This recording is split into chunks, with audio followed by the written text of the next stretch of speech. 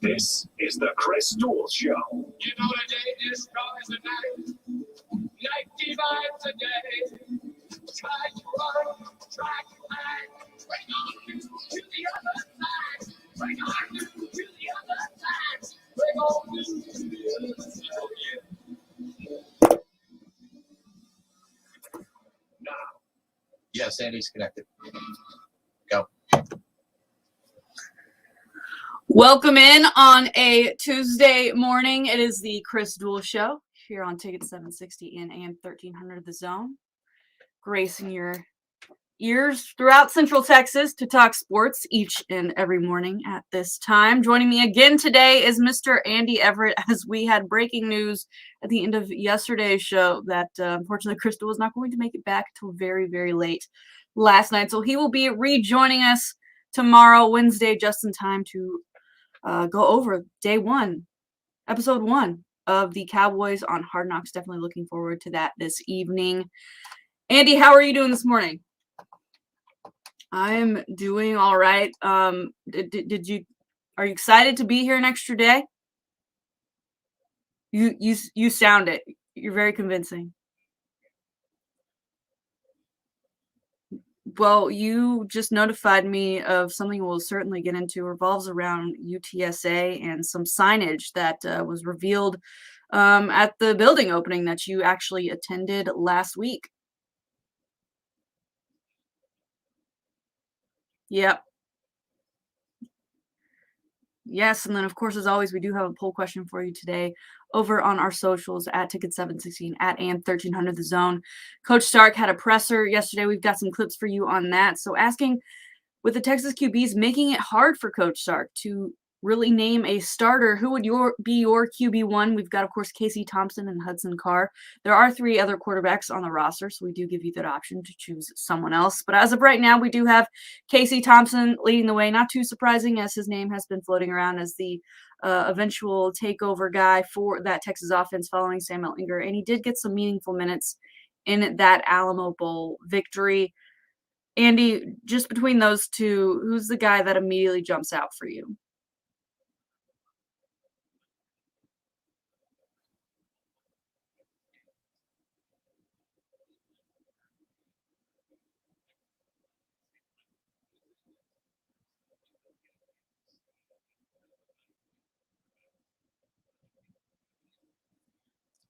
Sarkisian probably got a little bit of a different system than the coaches had in the past. And while one quarterback may have thrived in the system from last year, one of the other ones may thrive more in this one. And while everybody kind of spreads it out now, and you have multiple wide receivers and all kinds of formations and all that kind of stuff, there's always a little bit of a wrinkle that's different regardless of who the coach is.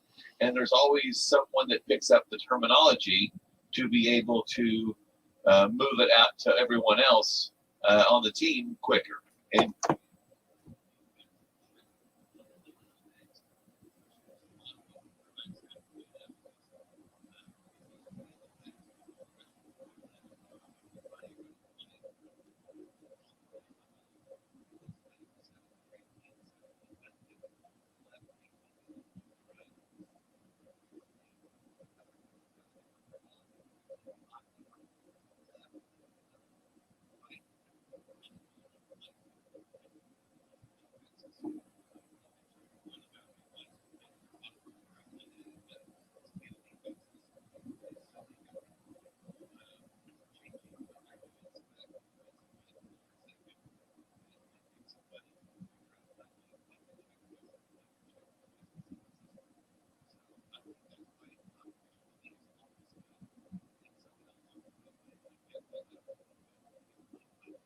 Yeah, I would not be surprised if we see both get some good and meaningful minutes in live game action. And you're totally right. When you bring in a new coaching regime, anything from just a different offensive coordinator to what Texas got, which was a complete overhaul, things change. And whether that's a guy that can't get his attitude right and get with the new way, I'm hearing that on campus when guys are asked, how they're liking Sark and all the new coaches and how everything's going. It's not a bad response. It's different.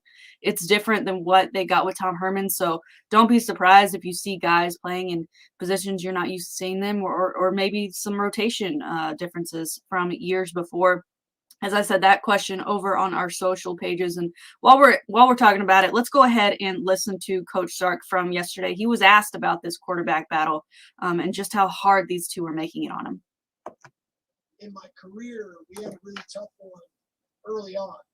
When Carson Palmer got done playing at USC, we had a pretty good battle on our hands with Matt Castle and Matt Leinart. And Matt Castle was a year ahead of him, a little more experienced. Matt Leinart was coming up, and that was a tough call. And in the end, Leinart ended up being named the starter.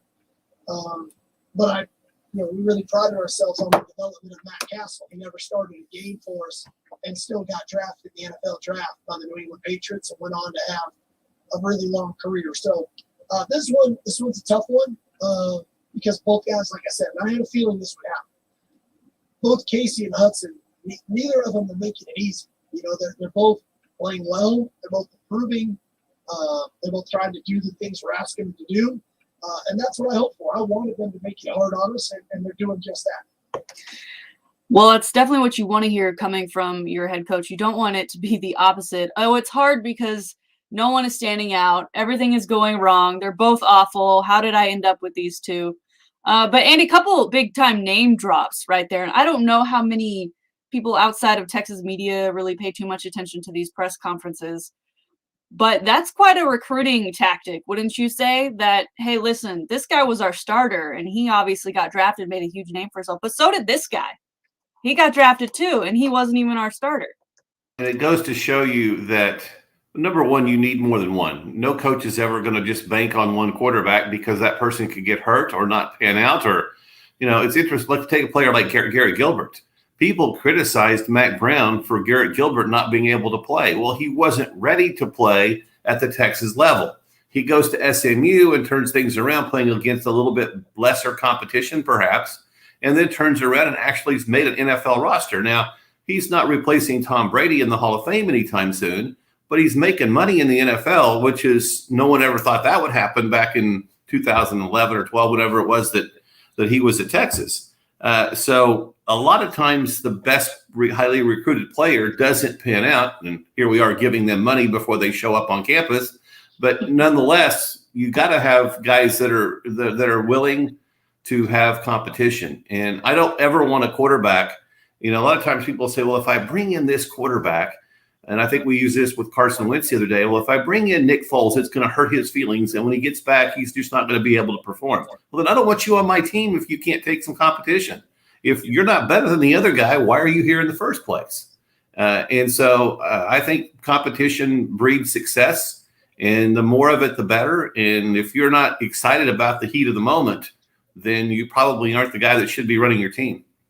This is big boy football, and it's only going to is. get bigger for Texas when they finally make that move to the SEC, along with Oklahoma. Andy, most consensus shows that Big 12 predictions have Oklahoma being number 1, Iowa State being number 2, and Texas being number 3.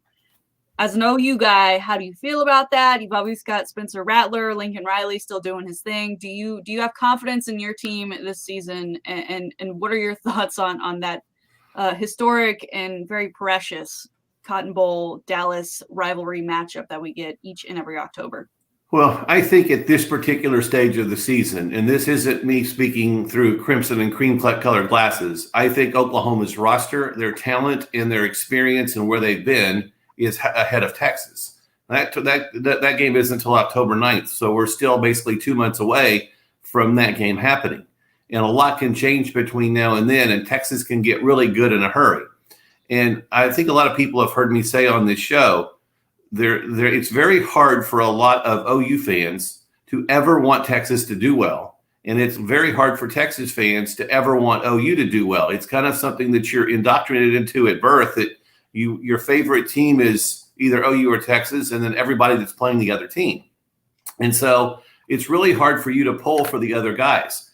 But I think in this era of needing quality wins anybody that doesn't want Texas to win on the OU side until at least until you beat them. You want at the end of the year to have a win against a 10-2 or an 11-1 team versus a 7-5 team. I think what they've done at Iowa State is remarkable, especially since they have the lowest budget in the league. But I'm looking at Texas's schedule, and right now on paper, I would say the losses, they're going to beat Louisiana Lafayette. They can roll the ball out there and win that game. They're going to beat Rice. But then they've got and Arkansas is kind of 50-50. It's at Arkansas. I think that having Tech at home, that helps. They've struggled against TCU in the past few years, but right now I think this is an 8-4 Texas team overall, and probably 1 or 2 losses in the Big 12. But a lot of that can change, and especially if they go 3-0 in the non-conference season and get some confidence and really start playing well. There's no question that Texas has recruited top-notch talent. It's whether Steve Sarkisian can make this talent perform in 5 weeks or 6 before they play OU. This might be one of the first times in history I'm agreeing with the Sooner on the Texas outlook for a Big 12 season. I agree with you. 8-4 to me sounds fair. It's very easy to, I see a guy like Dave Campbell give them a 7-5 record, and my heart and burn orange blood tells me, okay, I've got to give them an edge. I've got to give them one more, because I've got faith that maybe they're getting to the point where they're starting to win games that they maybe aren't supposed to win. I mean, you look at last year, we were very close to being a 500 team. There were some games that were decided by wins with 1 or 2 plays within that game, and then there were also losses that could have gone our way thanks to 1 or 2 plays in the game, and those are things that I'm hoping Sark is able to take care of for Texas that Coach Herman just kind of failed to do during his tenure. Texas's first 5 games: Louisiana Lafayette, Arkansas, Rice, and then the start of the conference season with Texas Tech and TCU. There is an opportunity there for Texas to be 5-0 going into the OU game. I'm not sure how good Baylor's going to be this year. Iowa State's the other pitfall. But after that, there's, they have Oklahoma State at home and they have Texas Tech at home. So you should win your home games in conference. I think the OU game is a potential loss. I think the Arkansas game is 50-50. But you're going to have to maybe win a couple of games, the 50-50 games. And the 50-50 games right now, I think, are Arkansas, TCU, Baylor, and Iowa State. And yes, the Longhorns could easily upset Oklahoma if they don't play well. That's happened before. But traditionally, when you go into the OU Texas game, more often people say it's a rivalry, throw out the records. But there have been times when when one team or the other knew they didn't have much of a chance, and that's the way the game ended, sometimes lopsided. But the Longhorns have a chance to be 5-0, but they've got 2 50-50 games in there that they've got to win.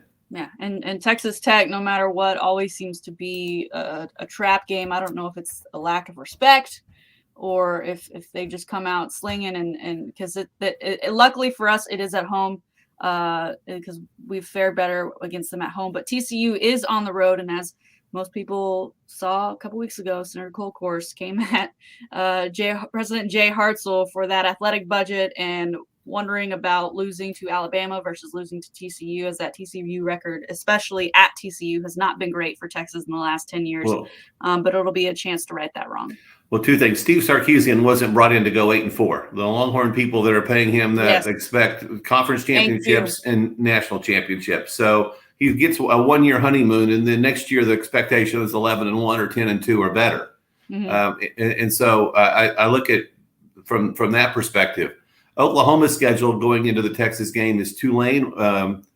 They play some Division II team. I never heard of who is Western Carolina. That game will be over with in the first quarter. And then they play Nebraska. And then they start the conference season home with West Virginia and at Kansas State. And Kansas State's kind of been OU's pitfall the last couple of times they played them. They had big leads against Kansas State in the past and lost it. So there's a really good chance that Oklahoma and Texas could be 5-0 each going into that game. But Texas has got some 50-50 games, and Oklahoma's going to have to make sure they take care of business against the teams that they should beat. Now, I know you have UTSA duties. Do you make the trip? Have you ever made the trip to That Red River Shootout? The last time I was at the Cotton Bowl was 30 years ago, 1990. So, and I did not go in the mid 90s and I just never got around to going.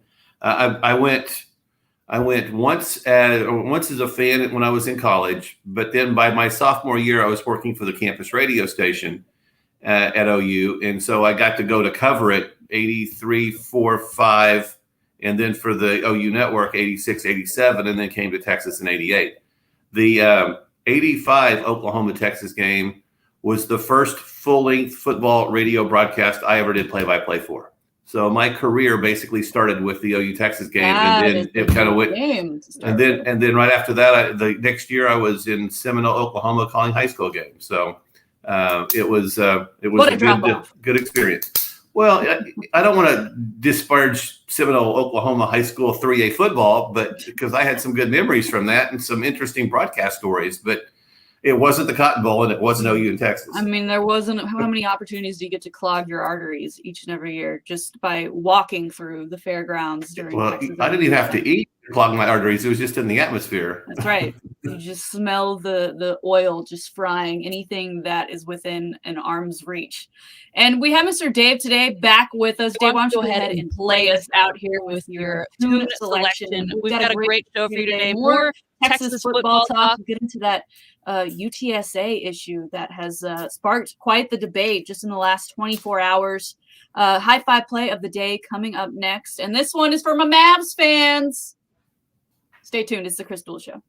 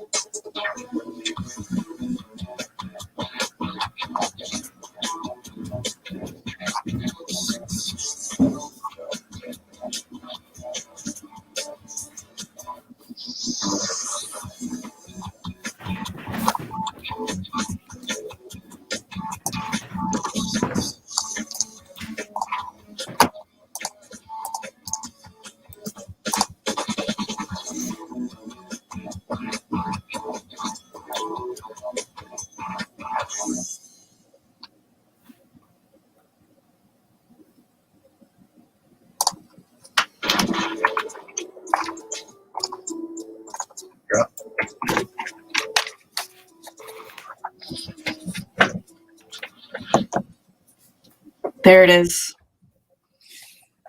Love a good drop on a Tuesday, a Taco Tuesday.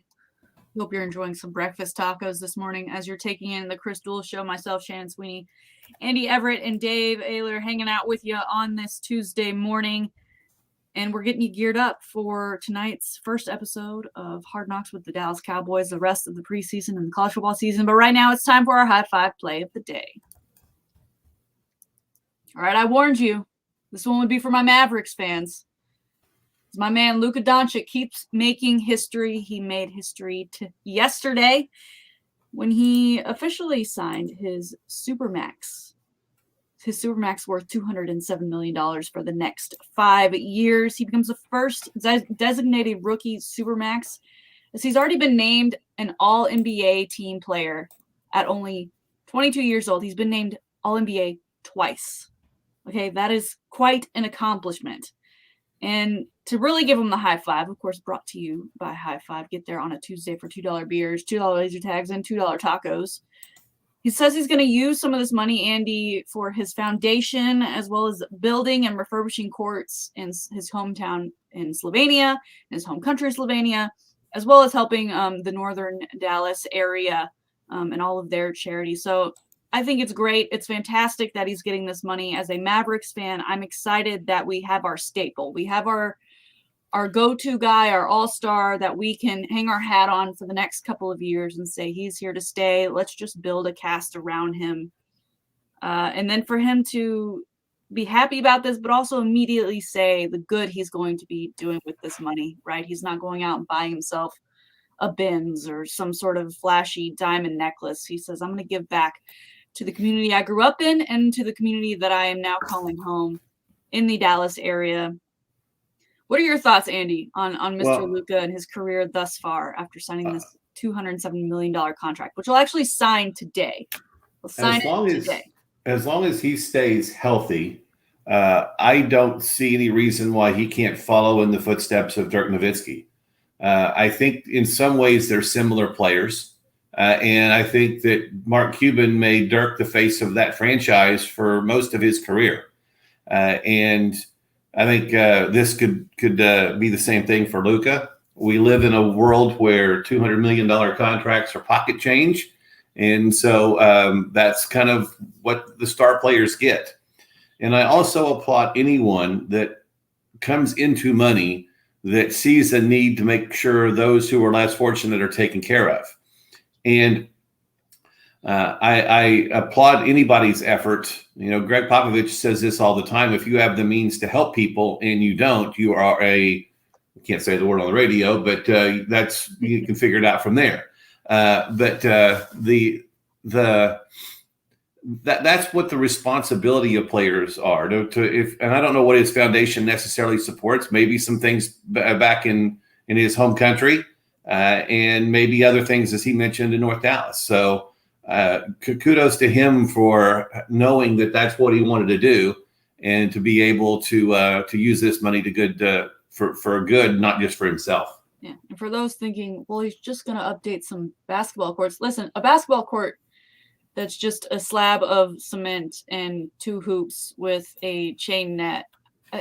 There's I don't want to play on that. That does not inspire me to get out of my house and go play. And some of these courts that guys have been creating lately, even just in their own homes, right, with the special nets, the glass backboards, them looking like they're in a stadium almost with these court designs, something inspiring to get these kids out of their house and doing something good with their time. And I think it's fantastic that he's doing this. I love that he's on my team, the Mavericks. And I don't know if it was on purpose. You know, Dirk leaves and it was a huge hole left, not only in my heart, but on that Mavericks team. And it felt like we were just that much further removed from that 2011 championship. And here comes Luka Doncic. And it's so far so good, right? He's got this $207 million deal. He's going to be sticking around. So I hope that they can make it work with the right pieces around him to be competitive in the West. We've been talking about the Spurs a lot this week with Pop being part of that Olympic team and everything free agency and what they're doing. And I think it's safe to say it's a rebuild. However, I don't know if looking at that roster exactly where they're going with the rebuild, because as you say, there's no real superstars. Do they need to be going the Mavericks route right now and looking for their Luka? Absolutely. And who knows where that person is. And maybe it's something that they can do in a draft at some point. And that's why I think, I hate the word tank, because I don't think any athlete worth his means as an athlete ever goes into a game trying to lose on purpose. Even if losing benefits you. I go back into the 80s when Michael Jordan was with the Bulls, and they didn't want him to come back. I think it was 85 or 86, because he was coming off of an injury. And he said, "Why don't you want me to come back and play? Because I'm going to help you win and you're not going to get in the lottery?" That's not the way we need to roll around here. You play the game to win the game, regardless of whether you're 10 and 50 at the 60 game mark, or you're 50 and 10. You always try to play to win. I know. And one other thing I want to mention about Luka building things for youth, as you said, anybody can go out to the playground and play on a concrete slab with a chain net. But if he builds some recreation centers, especially in areas that are underdeveloped, the look on some of those kids' faces when they walk into those buildings and get a chance to play on a real court with glass backboards and a real leather basketball is priceless. And whatever it costs him, it's well worth it, because he has the means to do it. So I think that's really special if he goes that route. But yes, the Spurs definitely are in a rebuild mode. I think they have the pieces to the puzzle to complement a superstar. They got to have a superstar. They don't have one yet. Are you hoping they find one in the draft, a diamond in the rough in years to come? Or is there a trade down the line? I feel like the superstars we have known and loved for so long are getting to that point where, it's like the Lakers. They're just all old, and they've all kind of banded together for one final run. Well, if you trade for somebody, you need to trade for somebody that's got a relatively long-term contract, 2 to 3 to 4 years, for two reasons. One, to get him acclimated to wanting to be into the Spurs system. Does he want to be here? Does he like playing here? Can he fall in love with the San Antonio community? You don't want him just to come in to rent a player for a year, because you've got so many young players on this team that need to have more than 1 year around that superstar in order for that team to be good. And so I think that's the most important thing there. And if you are going to draft somebody, you've got their draft rights for 4 or 5 years, like the Pelicans have with Zion Williamson. If you can get somebody of that nature to put around this group of players and know that you're going to have him for 4 years and have immediate success and win, and then show him as an organization that you're not cheap, that you're not going to do things on the cheap, then you have a chance to retain that player. And that's one of the things that obviously, Tim Duncan flirted with Orlando early in his career. Mm-hmm. Fortunately, it didn't happen, because he was able to make history here. But as Tim's career went I surmise that Tim Duncan left $150 million on the table because he just didn't want to deal with moving. And not very many athletes want to do that. And I'm sure Luka Doncic would have played anywhere that was going to pay him $207 million eventually. And Mark Cuban realized, well, I got the money. I got to pay somebody. It might as well be somebody I like and that's good and that can be a part of our franchise for a long time. Both excellent points. And again, high five to Luka. Now, I've got a question for you, because, again, I was scrolling TikTok yesterday and I come across a video of Rajon Rondo and Ben Simmons just popping up threes. They're doing shooting drills and they're knocking back threes. And I know that sounds surprising. And this is radio, so I can't show you the film. But yes, Ben Simmons was knocking down threes. I know shooting is not his strong suit. But there have been a lot of talk of maybe he should go to the Spurs. Maybe the Spurs should look for that guy and have him be their all-star. I mean, do you like that idea? Do you think you can change him? Do you think he can work out whatever's going on in that mind of his? I mean, all signs have shown lately he has cut off all contact with the 76ers organization. Well, it's good that he's practicing, because he needs to work on his shot. It's also been a knock on him, right? Yeah, he does not time during summers to yes. fix what needs fixing. The knock on him is that he is uncoachable, and if you can't let Doc Rivers coach you, and Doc Rivers' staff coach you, it may not be possible for Pop or Becky or anybody else to coach you. And so if I'm going to trade for Ben Simmons, I need to know he's all in and that he's going to listen and he doesn't think he's already got it figured out, or as Pop says, he's gotten over himself. Do you want to win basketball games and championships, or do you want to make $250 million so that your life is perfect after your days are over?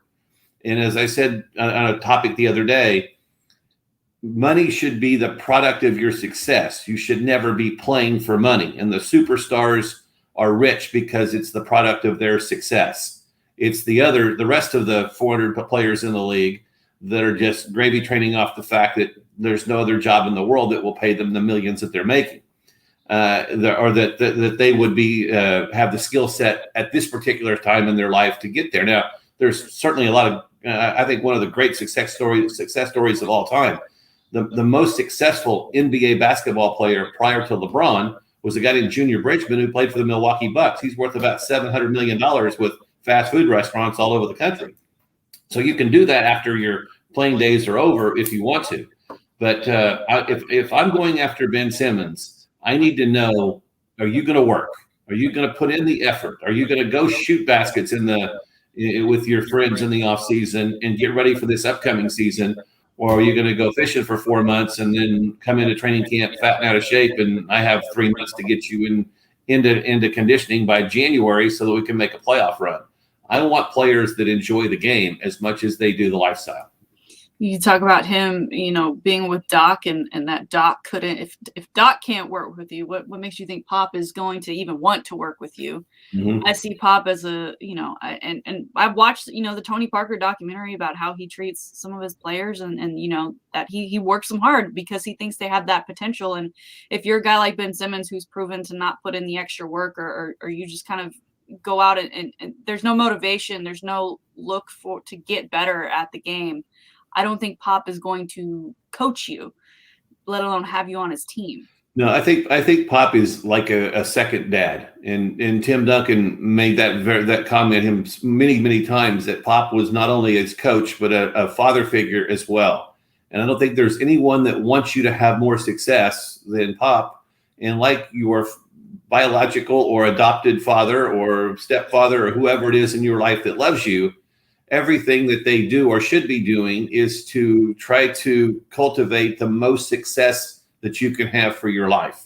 And if you, Ben Simmons has all the talent in the world to be a top 15 player in the NBA. He has the ability to do it, but he's gotten to a point in his life where everything was easy up to here. He was by far the best player on the floor in high school. He was one of the top 2 or 3 players in the NCAA when he was playing there. And now he's in the NBA, and there's a couple of guys that are just as good as me. Well, do you want to outwork those guys, or do you just want to take your $200 million and ride off into the sunset and live happily ever after?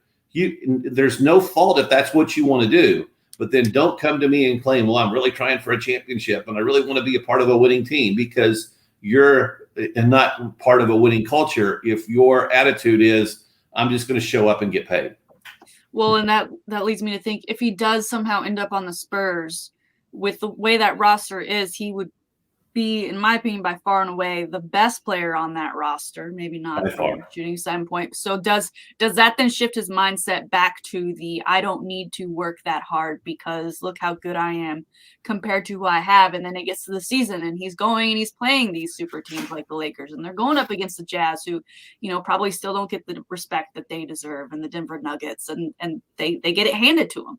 Well, in order to get Ben Simmons, the Spurs, I don't know what they would have that the 76ers would want. Everybody said, well, let's just go get him and trade this guy and that guy and that guy. Well, that may be who you want to trade, but does Doc Rivers want those guys? And you're going to have to put 5 or 6 players into this deal to get to $30 million, which is what Ben Simmons' cap number is. And I don't know how draft picks work into that too. I don't know what value you can place on them. That's up to the GMs to figure that out. But to get Ben Simmons, you would have to give up some of these complementary players that we've talked about. So which ones does Philadelphia want in order to get them?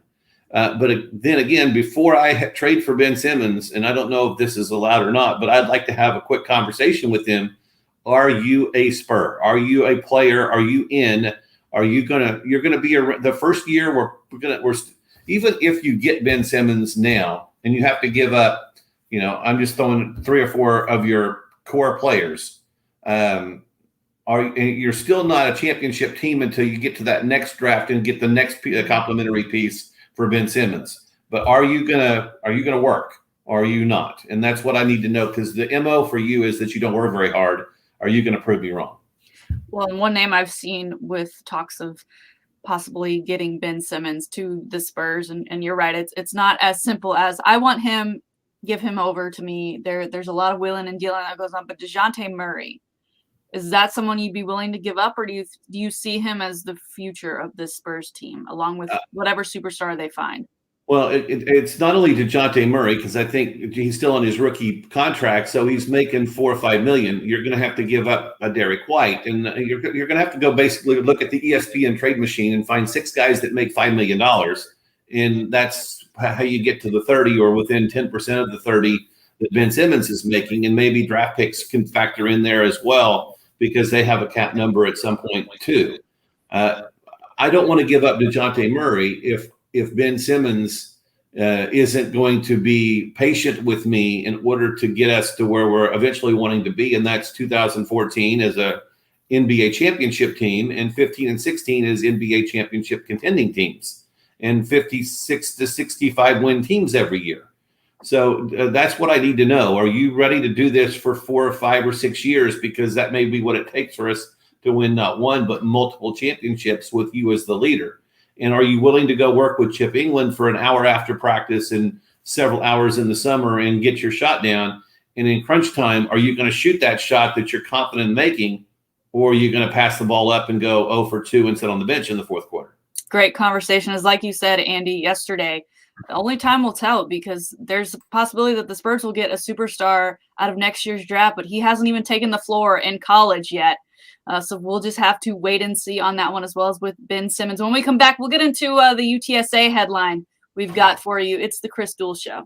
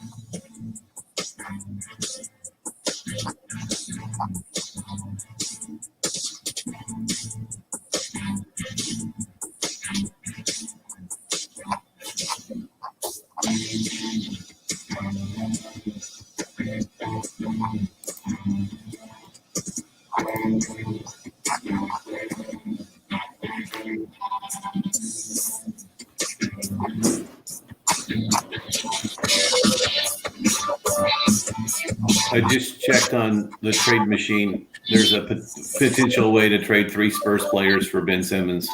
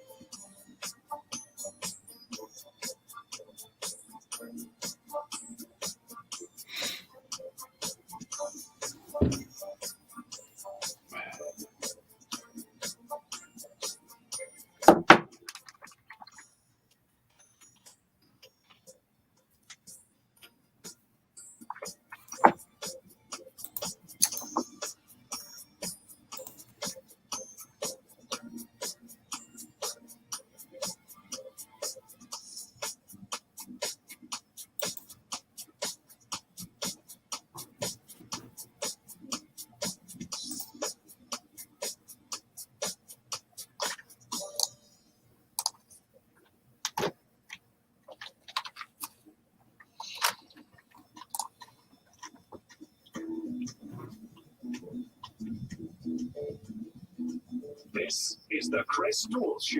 You know the day destroys the night. Night divides the day. Try to run, try to hide. Bring on you to the other side.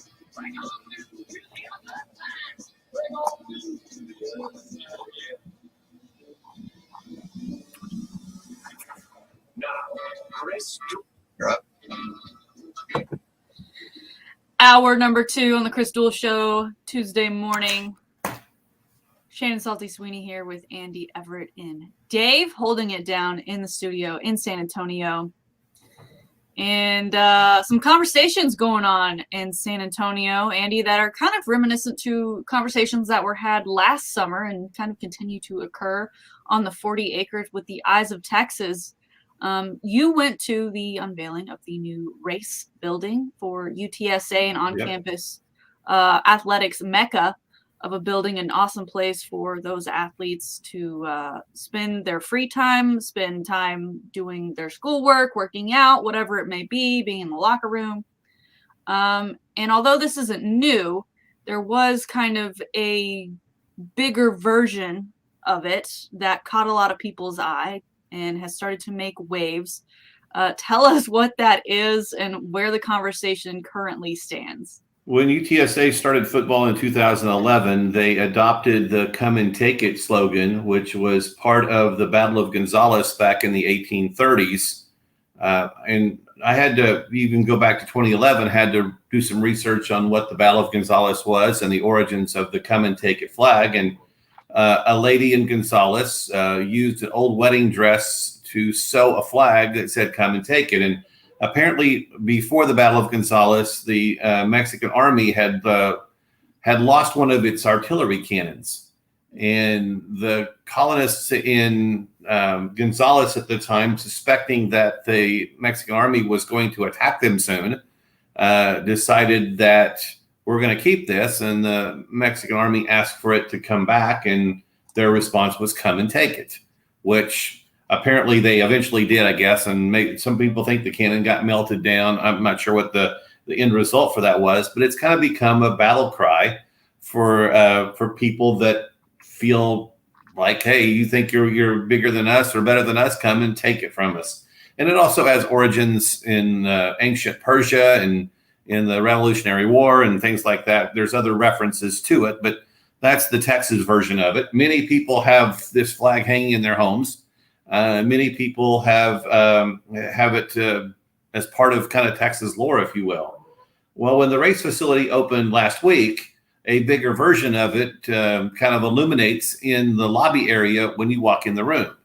And apparently there are some people and some history professors, et cetera, at UTSA that took offense to that. Well, my first question is what's taking you so long? It's been 10 years since it started. In 2016, UTSA started a tradition. They had to suspend it last year, obviously, because of COVID. But at the start of the fourth quarter, those sitting in the south end zone unveil a flag that kind of covers up 3 or 4 sections. That's the come and take it flag. It's an orange flag with the navy blue cannon and the come and take it slogan on it. One of the professors out there that was quoted in the article, Omar Valerio Jimenez, is the one spearheading a petition to get this removed from the facility and to end this tradition. There was an anonymous booster that said, don't get rid of this if you want any more money from me. We've heard that story before with the Texas controversy. And there's others that said, hey, I'm offended that you think I'm offended, and I'm Mexican-American as well.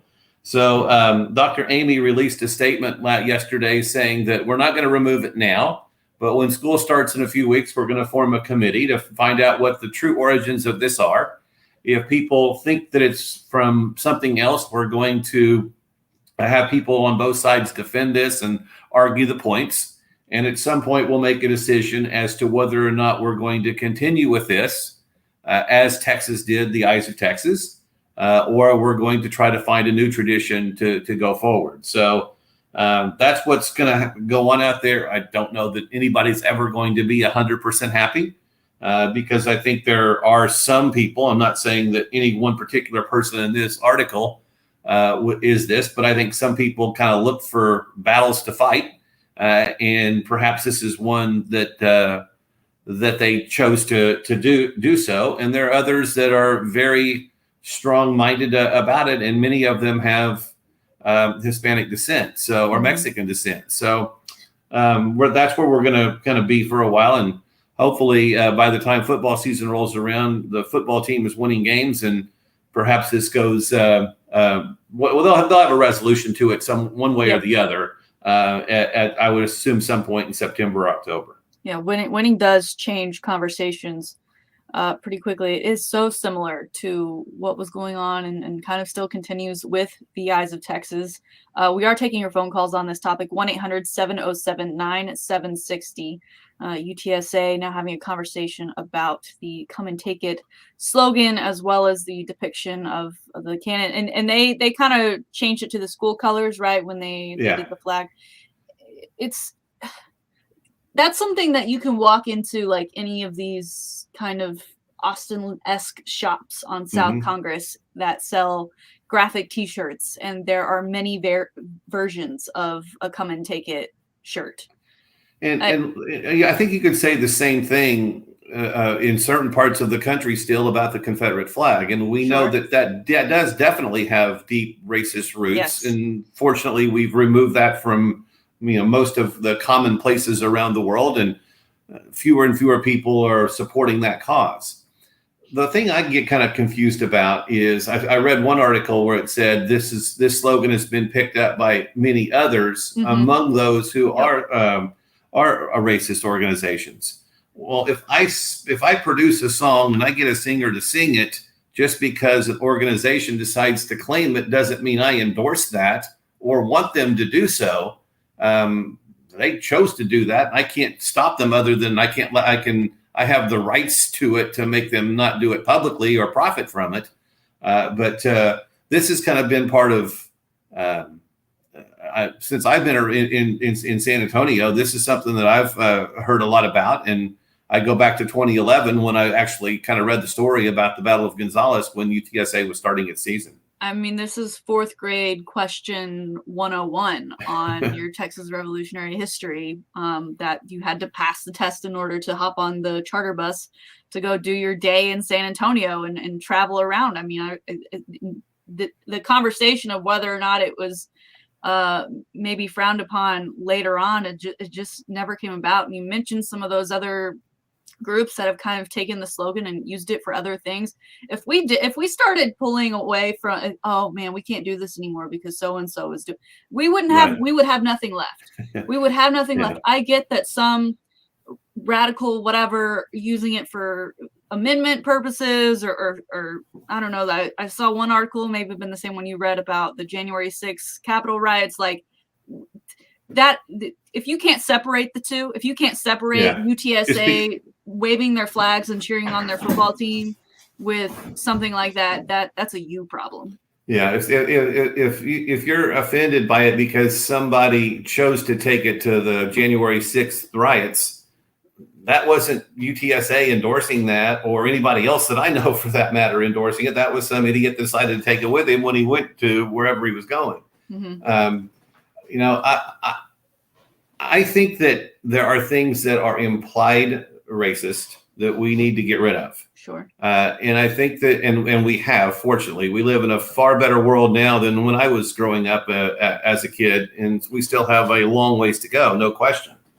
But I also kind of wonder, I don't think there's any intent here for that to be. And if it's implied intent, then we need to address that. But I think when Lynn Hickey and Dr. Romo and those that were in charge in 2011 decided to use this, and they would basically have a booster or a media person or somebody join the flag corps and carry the come and take it flag out when the team came out on the field. It was kind of a contest weekly for a while to determine who would carry the come and take it flag when the team ran out. And so they'd have different people do that over the 6 home games each year. And if there is racist roots to this, obviously those need to be addressed and potentially changed. But I don't think there's any intent here on UTSA's part or for most people's part to have those meanings. Yeah, and that's a good message to get across. We're not saying whether or not someone should or should not be offended by whatever.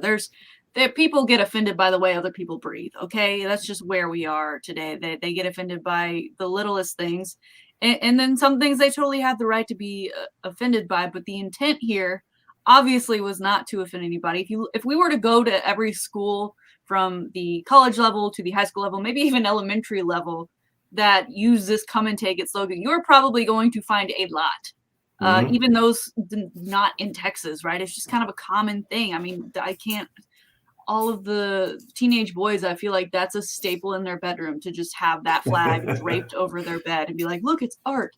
Like they may not even know the original context or whatever. You go to Wikipedia and you look up come and take it. Come and take it was a slogan that was used in the American Revolutionary War. Now the British did back down after that original one, and then they came back with a much bigger army later and took over Georgia. But there are other contexts in which this come and take it is used in. For the case of UTSA, it's a rally cry. It's they're going to their 10th season. It's become part of the history of that football program, and it's something that it's birds up and come and take it. That's what we know. And there's always people that say it's a Jerry Jones model to some extent. I don't care what you say about me, as long as you say something about me. It certainly has created some notoriety for UTSA, and I guess that's not. I don't think they wanted this particular notoriety, but this is going to be a topic now for the next 3 or 4 weeks until the committee is formed and there's discussions on it and they figure out what they're going to do. Yeah, the idea that all press is good press, I've never fully bought into that, because there is such thing as slander. Well, Dr. Amy said from day one, he said the athletic department at any university is the front porch to the school. And I don't think there's any words ever used that are more important than that and truer. Because, and I'll give you the analogy. If UTSA wins a national championship, it's not on the front page of the sports page.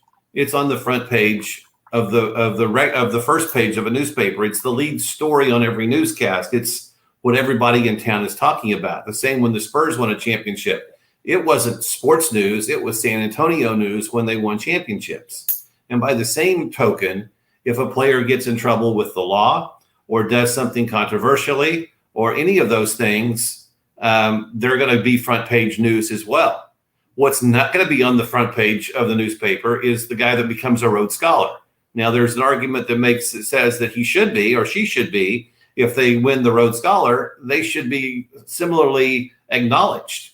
But in the world that we live in, that's on page 17. And oh, by the way, so-and-so made the Rhodes Scholar list. But the football team and the basketball team and the sports team at any university is always going to be the lightning rod, good or bad, for what happens with your school. And there have been many and many students who chose to go to a school because they like their football team or their basketball team or something with their sports programs. Yes. If it bleeds, it leads. And that remains true with athletics, because alumni and fans and people looking to go to those schools in the future bleed the colors of their schools, and they want to have an opinion on everything and be in the know on everything. I'm now thinking, Texas has Smokey the Cannon. And they're known for, prior to games, right? The cannon fires when someone scores. It fires at the end of the Eyes of Texas, and then at the beginning of games, they take whoever the opponent is. They have a T-shirt, and they fire a hole through it with the cannon. And I am now waiting with this "come and take it" conversation to somehow be pushed back onto Texas for whatever they're doing wrong now, and say, well, this cannon that's not safe. And then we point to OU and point to their guns that they shoot up. It's a pointing finger game, I feel like, at this point. Liz, for those of you that don't know what a Sooner is, in 1889, there was the land run. And they were supposed to all leave at a certain time at a certain date and go claim their homestead and their land. And those that basically cheated and left early were called Sooners. And so they named the school after them. And so, those that don't like Oklahoma go, well, you've been cheating since you started, so why'd you ever stop? So everything's got something positive or negative or something to it. And, it's amazing that Oklahoma has been allowed to keep the Sooners name and tradition since 18 whatever. And here we are in 2021. And I'm sure someone at OU's probably thought, well, that Sooners means that we're a bunch of cheaters, so why don't we change our name? So, go from they always find fault in something. Yeah. And find a way to be offended, which is with everything these days. If I'm partial to coyotes, I'm probably offended that I've never caught a roadrunner. So, there we go. Yeah. Good point. And that's I didn't know that about the Sooners. That would be funny if someone did start a petition just to, rebrand the entire school. I'm sure somebody's probably we've all known for so long. We are taking your calls on this conversation and more. 1-800-707-9760. Feel free to jump in. Andy, I want to get to some pop culture news with you real quick. It involves around the world of sports. I don't know, you golf a lot, so I don't know how much Jeopardy you take in on the weekdays. I don't know if you've been keen to some of the guest hosts that have taken place. Aaron Rodgers, one of the most notable. Well, this week is Joe Buck. Okay. And as you can imagine, he's kind of hit or miss with people. I love him on football broadcasts. A lot of people not so much. And a contestant that is currently on or was on his first episode yesterday. He's a big time winner, but he had a bone to pick with Joe, and it's got things off on an awkward start here. Madam Odio, a PhD student, New Haven, Connecticut. I understand I'm to blame for your good and bad mood in 2016. That's right. Game 7 of the 2016 World Series. You were there with me when Rajay Davis had a game-time home run, and I was so happy. But unfortunately, you were also there with me a couple innings later when it all ended. Yeah, so you are an Indians fan who did not like the fact that the Cubs won their first World Series in 108 years. No. Cringe. I know that they always try to find quote-unquote fun facts about these contestants and try and, with obviously these stand-in hosts, to make it something that they can relate to and have a back and forth. But how cringe. You made them happy and sad in the same day, Joe Buck. How dare you? It's all your fault. It's amazing how people that watch a national broadcast think that the announcer is against them. I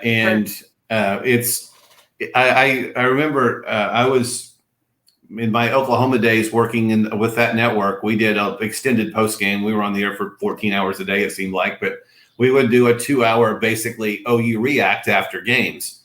And we were doing a broadcast from Nebraska after Oklahoma had beat Nebraska at Nebraska.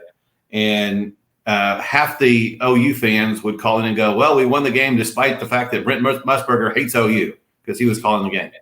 And then the Nebraska fans could hear our station in Nebraska, and they would call in and go, you guys are crazy. He was so anti-Nebraska the whole game, it wasn't even funny. And so you got two different perspectives about it. And I can tell you the only thing that Brent Musburger cared about in that game was the check CPS was cutting him for doing the game. He didn't care who won the game. He just wanted to see a good game. And when you do a neutral broadcast and you're a national announcer, you're not really concerned about who wins or losses. You're going to call each one similarly. It's the hometown announcer that's going to get excited when your team does well and sound dejected when they don't. So it's just amazing that a lot of people blame Joe Buck for their team's losses, especially when he's called their games. I will say I agree with you. However, I feel like Kirk Herbstreit hates Texas and is such a fan. Only when they're playing Ohio State. Ohio State, yeah. Which how often does that happen? But and he's a good guy. I've been around him, but anytime he starts talking about Texas, I have to take it with a grain of salt because the dude just doesn't do it for me. But as far as Jeopardy, I mean, so you do watch.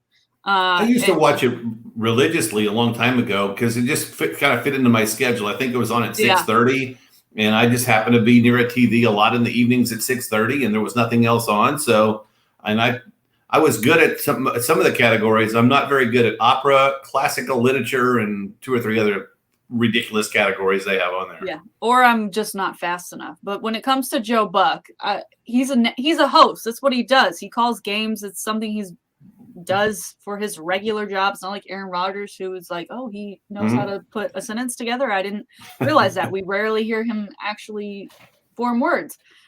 But the people on Twitter are just going after him and rolling their eyes. He's not going to be the permanent host.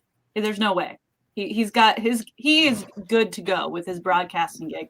But don't you think he's a good fill-in for the time being? I mean, come on, he's Joe Buck. Well, I particularly like everything about Joe Buck. I think he's the best TV baseball announcer since Vin Scully, and him and Bob Costas. Those three are in the last 30, 40 years do baseball incredibly well on TV. And I grew up listening to his dad call Cardinals games, and Jack Buck is my favorite announcer of all time. And part of was kind of the I guess impetus for me to want to be one and to be a play-by-play announcer. I'd set up in the evenings and drive in the car. And in Oklahoma, there was always a Cardinal affiliate about every 50 miles. So I could always hear the games. And so he is on TV what his dad was on radio, with some dry, witty humor. And some people like that and some don't. But I think Joe Buck's fantastic with what he does on his whether it's the NFL or baseball. And even when he was kind of when Fox was kind of a fish out of water with golf, he kept everything together. If it weren't for him, it would have been a total train wreck. So I'm a big fan of Joe Buck. And as I said, when the World Series rolls around, he's as good as it gets.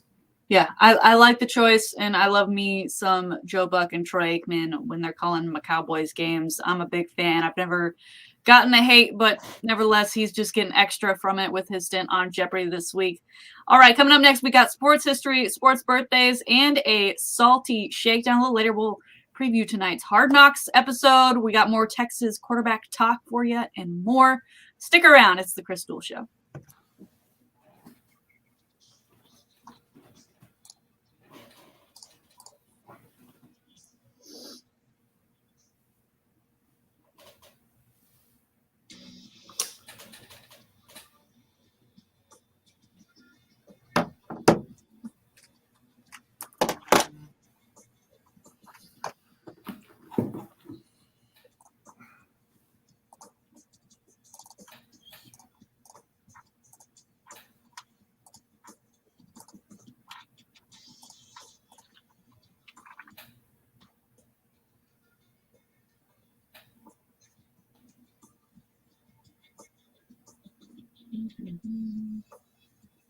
Mm-hmm.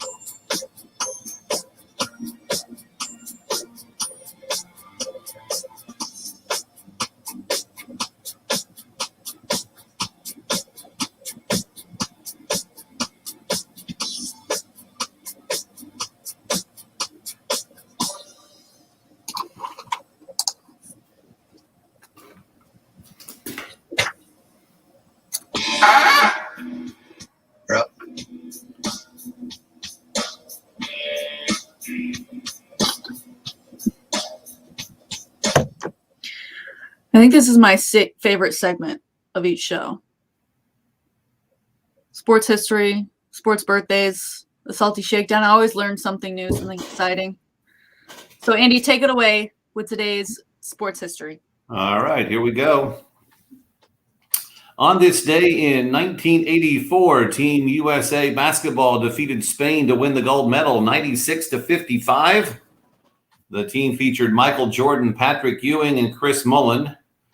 Jordan scored 20 in that game. That team, this was the roster of the 84 team. Jordan, Ewing, Mullin, Tisdale, Alford, Klein, Concact, Perkins, former Spur Alvin Robertson, Vern Fleming, and Jeff Turner.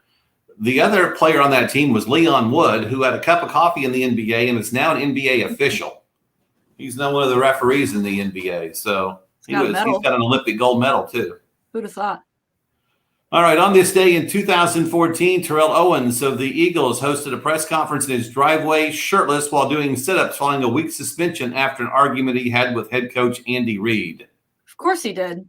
Because he's Terrell Owens. Name him more. I mean, he's got plenty of them, but that has to be up there with – that had to have really pissed the Eagles off too. And I feel like jolly old Andy Reid is hard to irate, and that surely – I mean, they'd already gotten into an argument, hence the suspension. But something like that, T.O. Well, I think Terrell Owens has done a good job making a lot of coaches unhappy throughout his career, not just Andy Reid. There's a reason he was on so many rosters throughout his playing time. Yeah. So there's some of your sports history. Let's get to some birthdays today.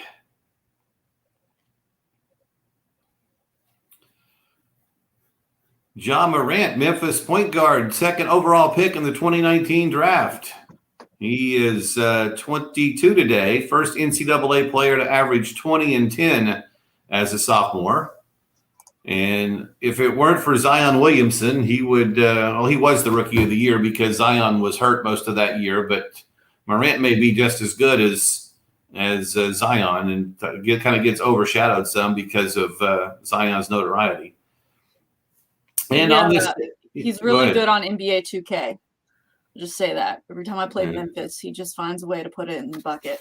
And I know that's, again, a personal thing, but I think that graded him well.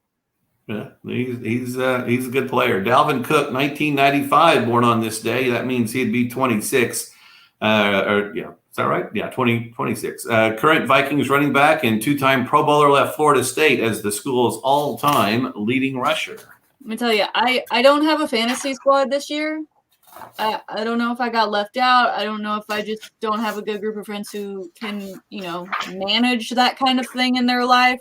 So I joined a random fantasy team or squad or group via the ESPN app yesterday, and that's what I did after the show. I drafted first two picks. I was the last pick in the first round, and it was snake draft. So I had back-to-back picks, and both were on auto draft because my phone did not alert me, did not give me the noise we all love to hear when it's draft day, and I missed it. I did not draft Dalvin Cook at all in my draft, but overall I think I did okay. I played fantasy football for 4 seasons. I finished. The teams that don't make the playoffs, they have another round for those to finish off the season to see amongst the losers who wins the losers bracket. Yeah, you gotta. I won the losers bracket the first year. And then the next 3 years, I didn't even make the losers bracket. I was over. I was the team everybody wanted to play. And so I was asked to name a team. So I came up, I like to study the history of the mafia. So I called the team La Cosa Nostra.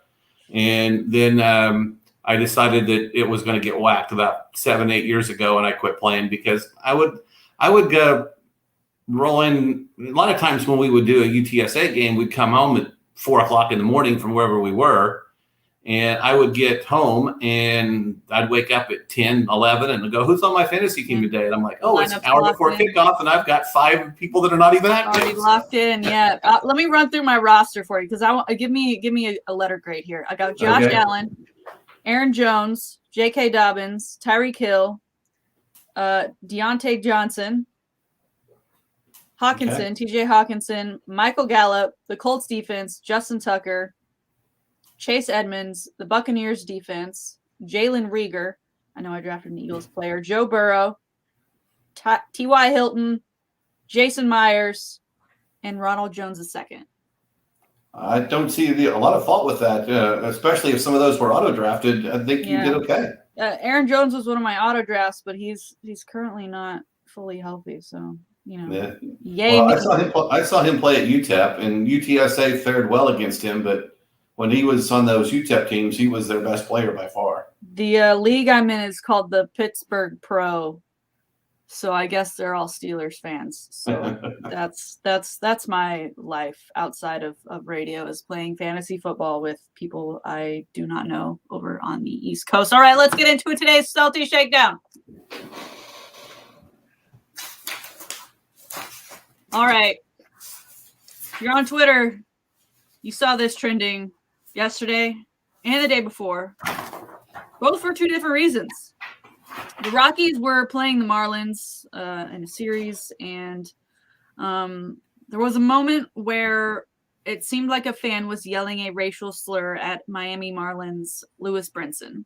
Mm-hmm. Although the players said they didn't hear anything, I guess people around them maybe thought this fan was yelling the slur and yelling it over and over again, and people couldn't believe it. So the Rockies had an investigation, and the headlines that day were that a fan was yelling this towards an African-American player, and how could they do that? Why are we still here? We've seen have these conversations too often. This keeps happening. We've seen where fans have been banned from not only their home team stadiums, but even MLB stadiums across the nation. Well, the Rockies have concluded their investigation by using broadcast audio and other fans who were in the stands who had audio and video of the incident.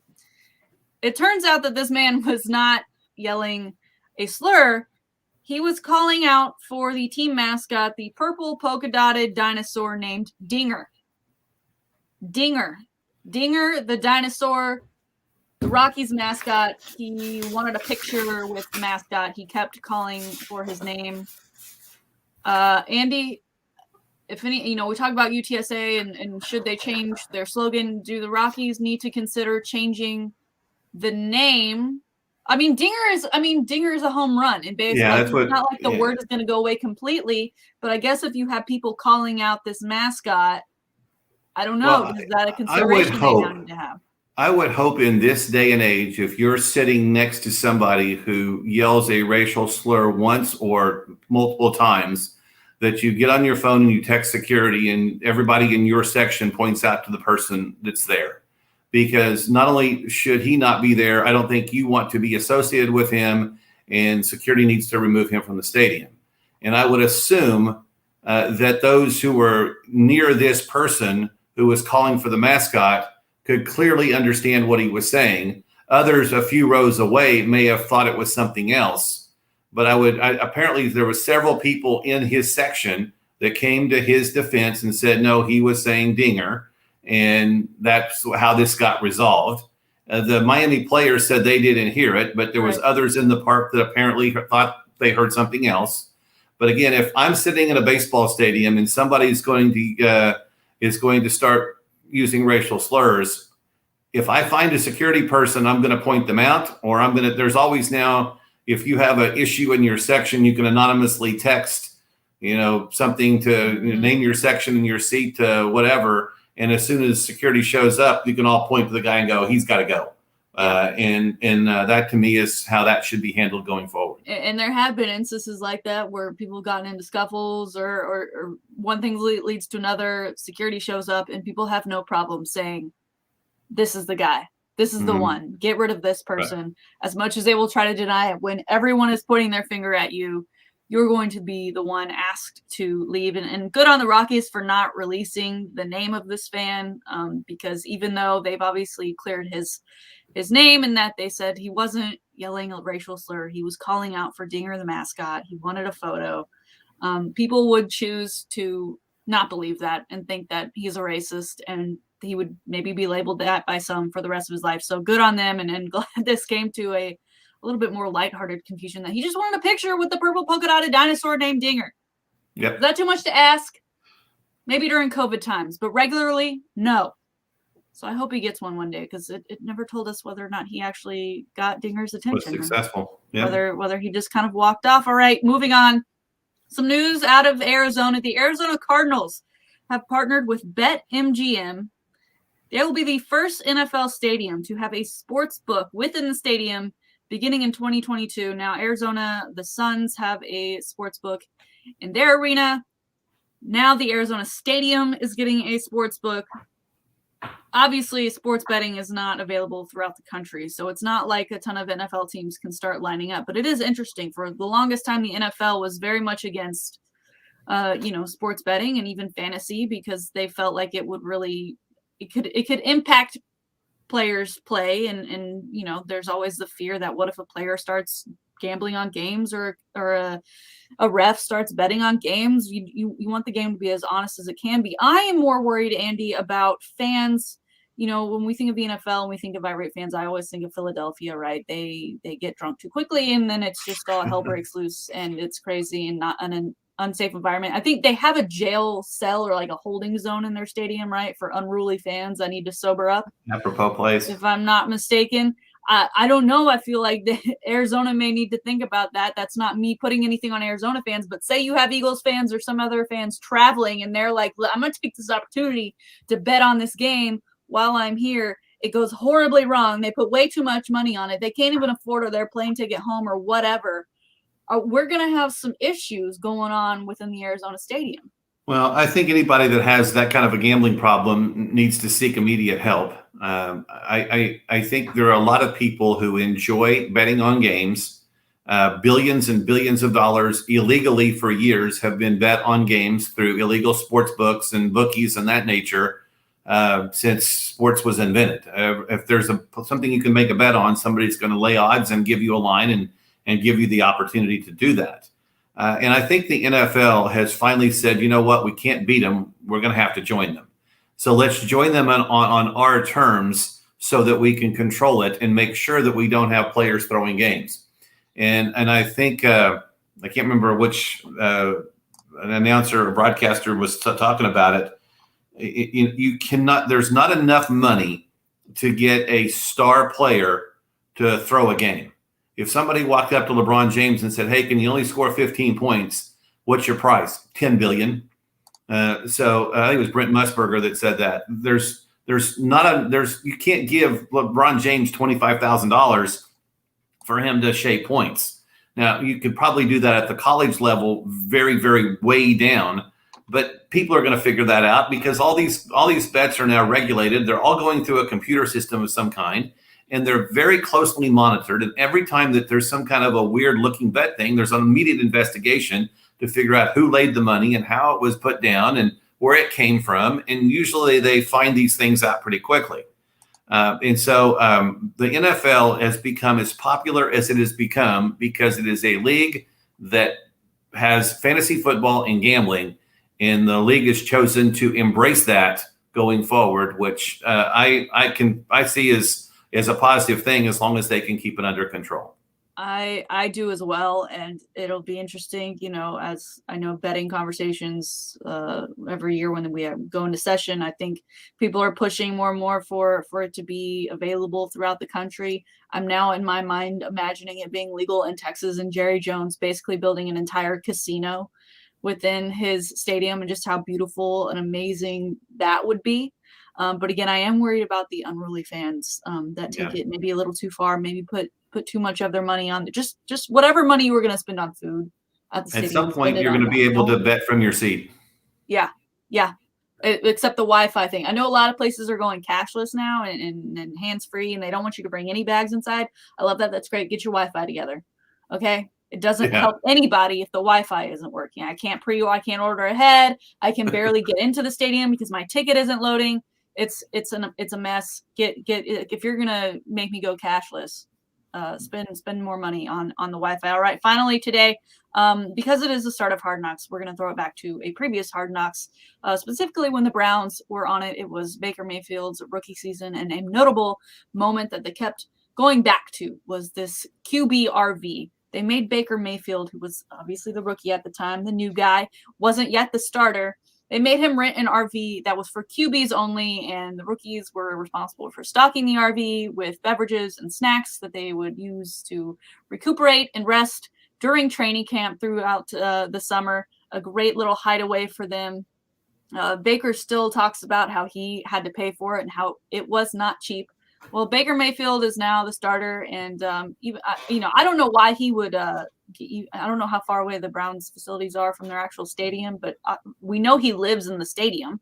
We've seen the progressive commercials. I'm afraid they might actually come back, but he has a new RV at camp this year, and it is much bigger. It is much nicer, and he's not having to pay for it. And I love the idea. It's apparently invite only, and even their head coach Stefanski has said he hasn't even been invited into it yet. I like this idea. I think it's a fun way for camaraderie amongst position groups. I think it's also hot out there. Why not have a little space to get away? You know, we saw J.J. Watt when it was Houston Texans turn on Hard Knocks. He had this little spot within their facility where he had put down a mattress, and it was just a place for him to take middle of the day naps because sometimes it doesn't make sense to drive home for half an hour. Mm-hmm. So I love the idea of an RV.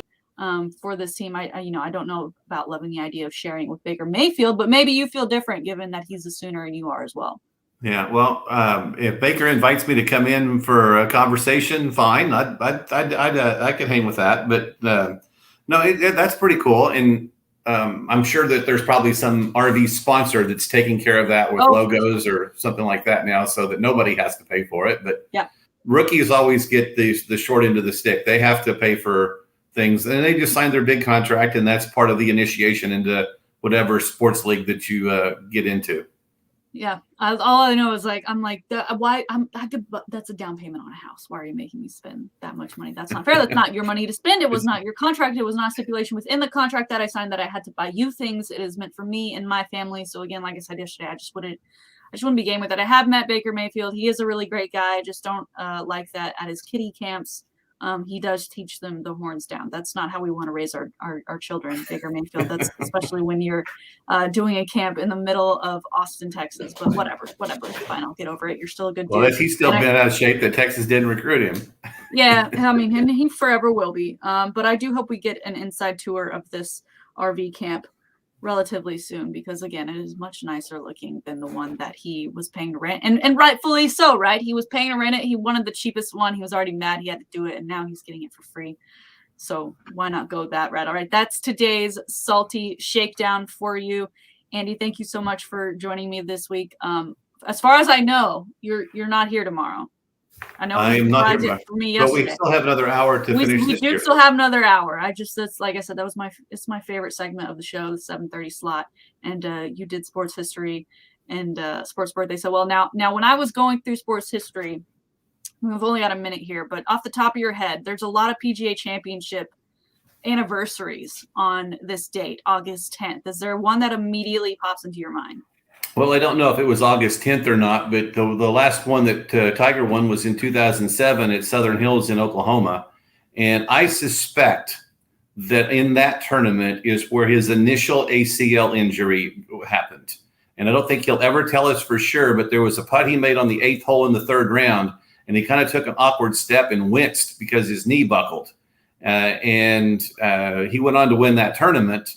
And then it was the following year that he had the win at the U.S. Open with the torn ACL and the broken leg. There you go. There you have it on this day in sports history. Thanks so much, Andy. All right, when we come back, more on Texas football and some NIL stuff. We've got some guys getting big deals. One of them, Quinn Ewers, he officially gets the deal done after announcing that he is heading to Ohio State early. It's the Chris Duel Show.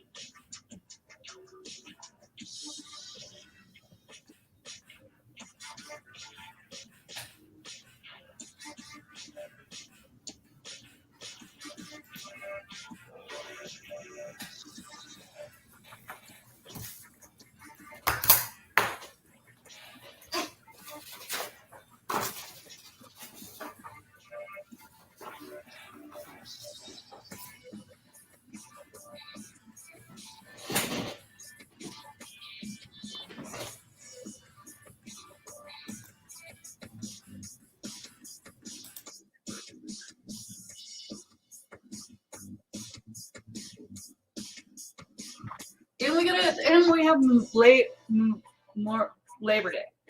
Labor Day. Yep.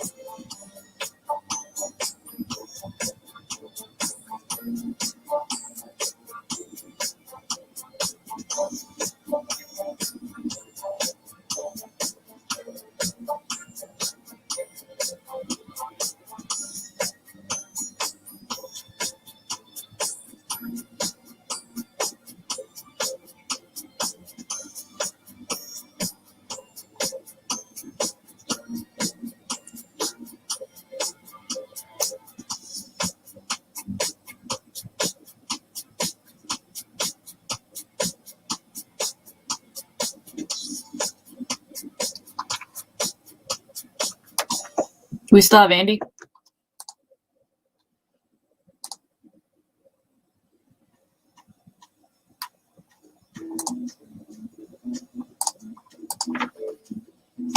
This is the Chris Sports Show. You know the day destroys the night. Night divides the day. Try to run, try to hide. Bring on you to the other side. Bring on you to the other side. Bring on you to the other side. Now, Chris, Hour number 3 on a Tuesday, a Taco Tuesday, a Texas Tuesday, as we are asking you as part of our poll question of the day over on Twitter with the Texas QBs, making it hard for Coach Stark to pick a starter. Who would be your QB1? Casey Thompson currently leading the way with 62% of the votes. Hudson Card 33%, and some people are voting for someone else. Maybe they just don't have faith in this Texas program, but all signs currently pointing towards Casey Thompson, unless otherwise noted. However, Stark has said they are, in fact, making his decision difficult, and for the best reasons possible. They're both performing well during camp. You'd hate for it to be that they're both throwing interceptions. They can't take care of the ball. Their decision-making is just off. They're not progressing with each practice. Texas just had 4 straight days of practice. They're getting a day off today for recovery.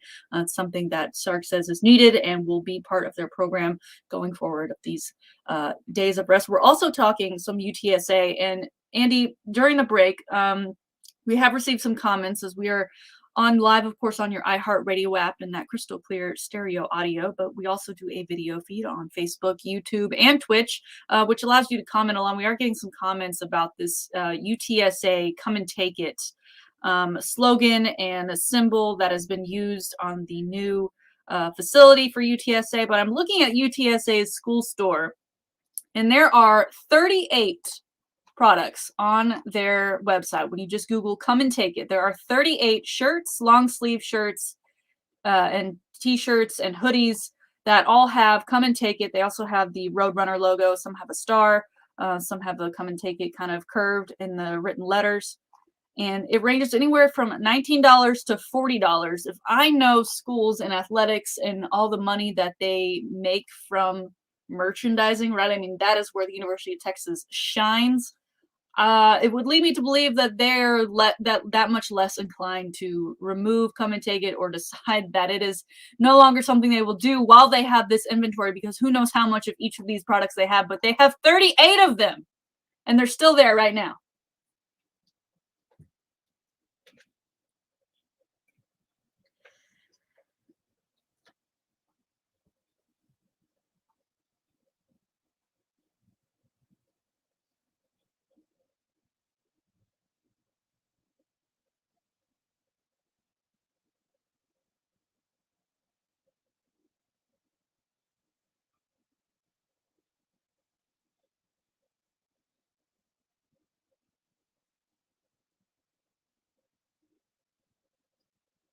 Mm-hmm.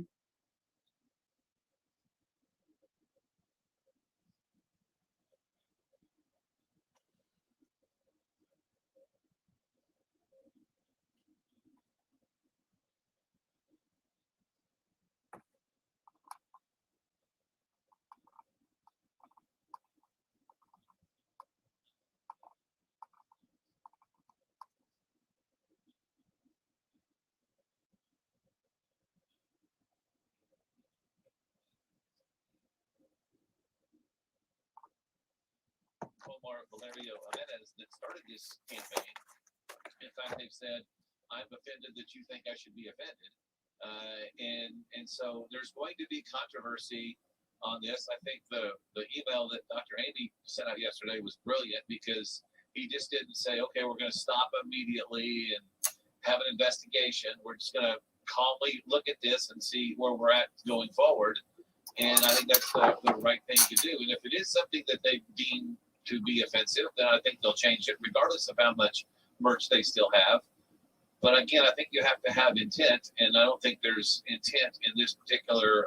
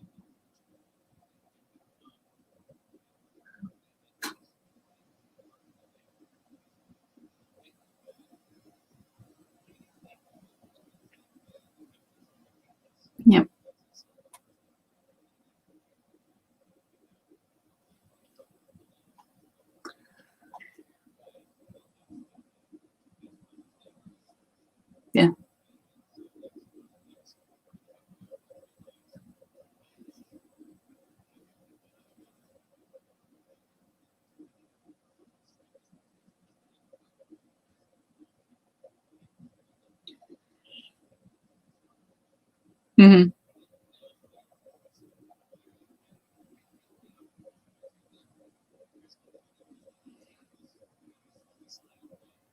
Yeah. No context.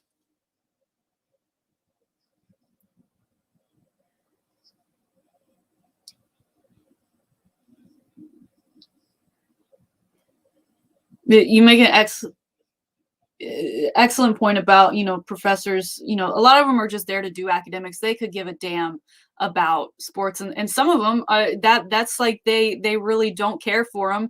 They don't like that they're the shining and shimmering glow of campus, and why a lot of kids choose to go to school there. In 2013, quite a year for Texas athletics, was in a class, and it was the first day, so that's the day they go over the rules and what your tests are going to weigh, and all those things, and whether or not you actually need to attend the class or whether they'll take attendance. And they usually let you out early, whatever. And this professor just went on a giant tangent rant about Mac Brown and how much money and I was like, I dropped that class that day. I said, I cannot sit here and bite my tongue for an entire semester with this. So all very interesting points. And I agree that if they would or do come to the decision that they've got to do something else other than come and take it, that they would pull the merch, and it may have already happened, at least in store, because as I'm looking at these 38 items that have come and take it across the chest, as well as a little Roadrunner pictured on them, it says everything's online. So maybe just to save the peace a little bit, that they have pulled these off the physical shelves and have left them online for folks to buy. And this kind of reminds me of the conversation around the Washington football team. Of course, they recently changed their name from the Redskins to the Washington football team. However, just because they did that did not mean that fans went out and they bought all of the new merch that said Washington football team. There were plenty of fans that still feel in their heart that they are the Redskins. They're going to be the Redskins forever. They want to wear the headdresses. They want to do the face paint. They want to do all the things they were doing before. And now the Washington has come out to say you can't come into the stadium with that appropriation. We're the Washington football team until further notice, and we are not going to be the Redskins ever again. So drop it. And I kind of feel in this UTSA conversation, just because the high brass may say, all right, we've got to take the come and take it sign down from the new building. We've got to stop selling the merch. That does not mean that fans will not make their own merch or keep wearing the merch that they already have, or bring in their rally towels, or do a chant of come and take it at the fourth quarter, whatever it is that they do. That does not mean that's going to stop.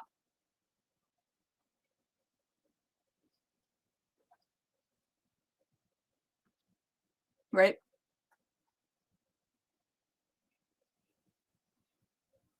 A Native American, for every person that finds that offensive, there's at least one or two people that think it's an honor to be named,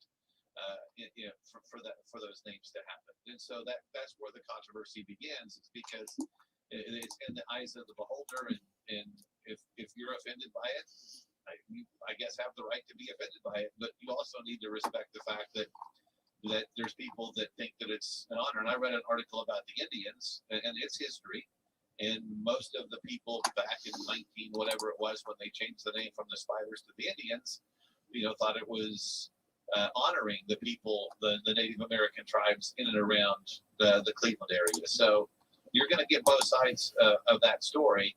But I think that most people that are trying to sell something try to be as agnostic as they can be. That's why you very seldom see companies that sell something choose a political candidate. And as I think Procter & Gamble. Yeah.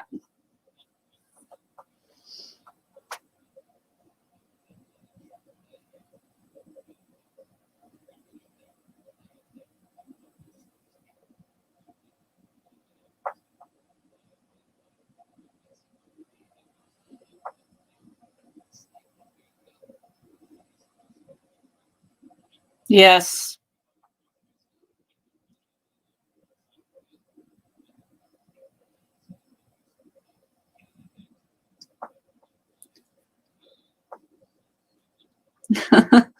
Somehow that lessens your product.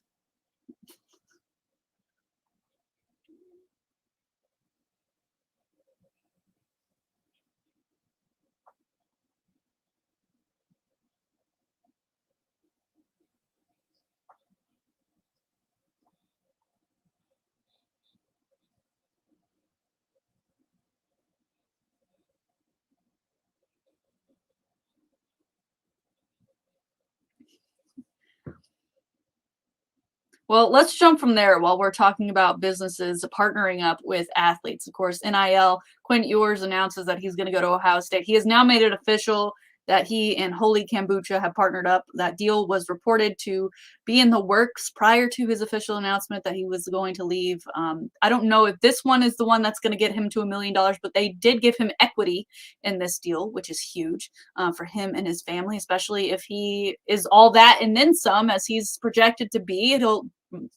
Could double, triple, whatever the company's growth, and that equity will become really, really valuable. But also in interesting news, and I want to get Dave's perspective because I think Dave, of the three of us, knows the most about hockey in the NHL. Derrick King, who we remember being quarterback at Houston, and then he sat out, and it was, he'll be ready next year. And then he jumped over to Miami. Now he's with Miami. NIL comes to light, and he has now partnered up with an NHL franchise. Okay, I didn't even know this franchise existed. Florida Panthers. Yeah, they've been around for 93. Yeah, 93, early 90s. They have no Stanley Cups. I've never heard of them before. I thought the only ice hockey team in Florida was Tampa Bay. So I guess because of that, to bring themselves to relevancy, and it's already working, because the first I've ever heard of them is that they partnered with Derrick King. It's the official. I mean, there's going to be a lot of firsts here, but it's the first student athlete to partner with a professional sports team league. I don't know if he's trying, like they say, he's going to show up at games, or maybe they're trying to get him to show up at games and say, "Hey, I'm going to be there at this game," so they can get fans. How popular is this team? Not very. They play in Sunrise, Florida, which is north of Fort Lauderdale, I think. Okay. So that it makes sense. And it's also got to do some social media posts and creativity. It most likely is to get butts in the stands. It's but does Derrick King do it for you? Does the guy who just happens to be the coach? To me, Derrick King is good, but it's like Miami still isn't. I don't think of the college football playoff and think of Miami. Is he really the guy that's going to put butts in the stands? Maybe in Miami, it wouldn't put my butt in the stands. Yeah. But that's just me. If I'm going to a hockey game, it's because I'm going to see the game, and if somebody else happens to be there, that's great. Well, let's look at this standpoint. I've just looked up this Holy Kombucha that Quinn Ewers is going to endorse. Yes. It's a line of, I guess, teas and drinks that are supposed to make you healthy and all that. Uh-huh. My first question is does he actually use this product? There's a little promotional video that was just released where it shows him opening the can and he's spinning a football and he says, "Me and my family have been drinking it for years," and he takes a couple sips. So he drinks it in the commercial. I've like kombucha. All I know about kombucha is the young woman from Texas A&M who went meme viral with her facial expression from reaction of trying kombucha for the first time, where at first she was disgusted and then she was like, "Oh, it's okay. It's not as horrible as it tasted originally going into my mouth." And for that, I've never tried kombucha. I think that meme will always be more popular than whoever you put in front of your kombucha line. But yeah, I guess, he's surely drinking it now, or at least telling people he does.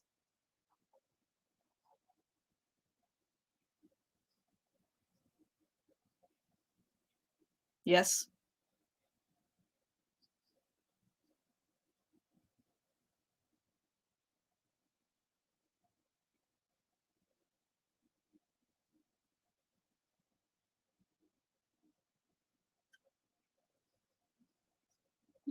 Yes.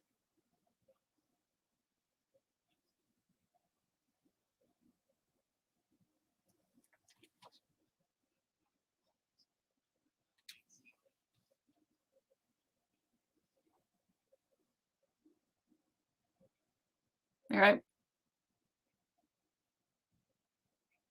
Yeah.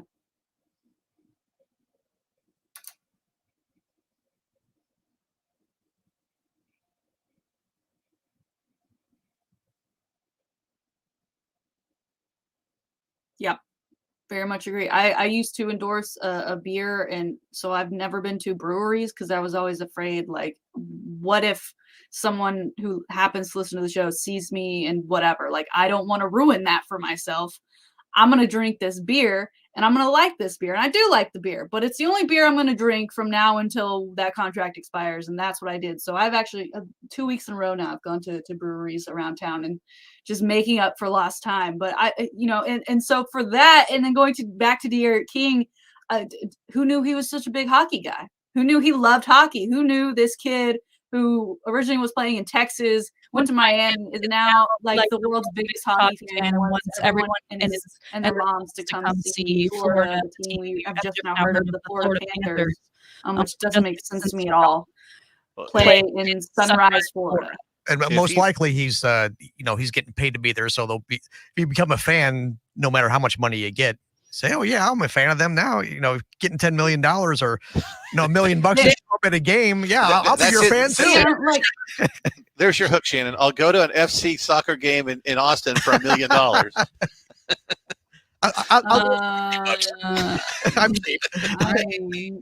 not going to be paying you for that.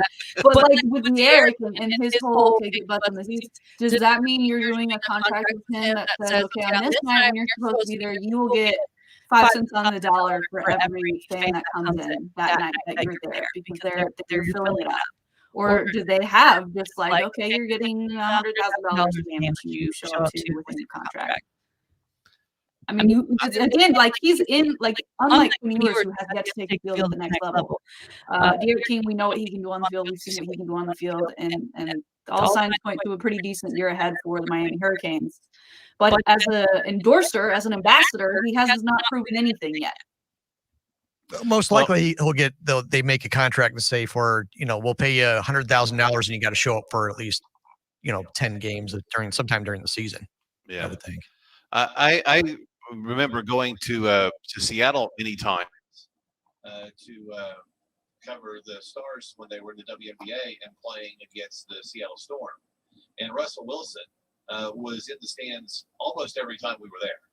And he had a seat kind of behind the basket in the basket that the visiting team shot at in the second half, or the visiting team bench anyway.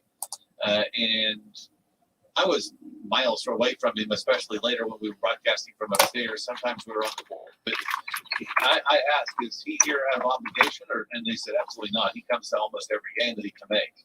He really enjoys the sport. He enjoys being around the WNBA and his athletes. And so if you're a player like Russell Wilson, and the Storm were to approach you and say, hey, would you do some promotional announcements for you? What's your rate? We'll pay you $25,000, $100,000, whatever it is. I'm cool with that. And maybe they've done the same thing with Derrick King. Maybe he's shown up in games on his own before in the past and they want his support. But I would hope that he's not just kind of selling out and saying, yeah, I'll show up for 10 games if you pay me. Because I really don't like this sport. I really don't know anything about it. But hey, I'm getting. Well, and this Florida team apparently has plans to sign more NIL deals with other collegiate athletes. I don't think I could ever be swayed to go to a NHL game to watch pro players play, but come see a collegiate athlete who happens to be there as well. The whole thing, it's just weird. Again, I didn't even know this Florida team existed. They've got 0 Stanley. If they're trying to bring themselves up to relevancy, and this is the level they're at right now, they may not last much longer, in my opinion.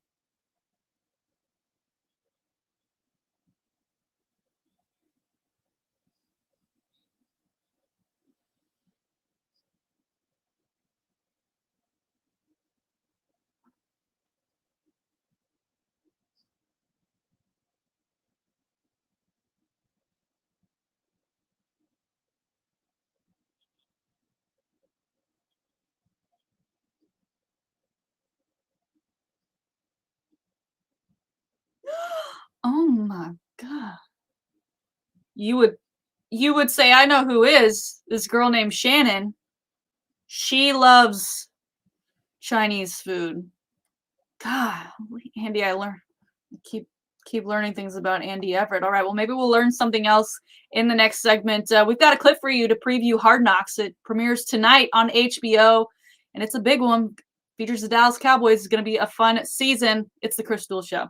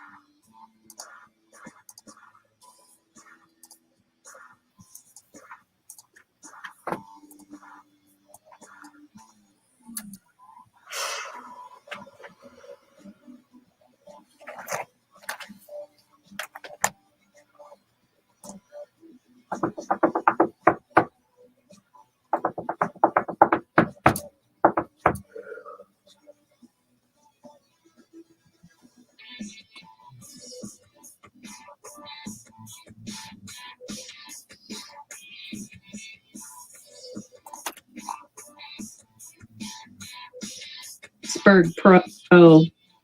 So I guess they're all Steelers fans. So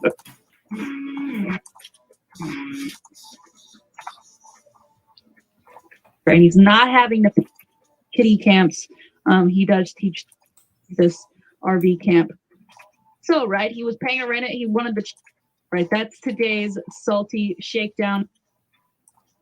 Work down.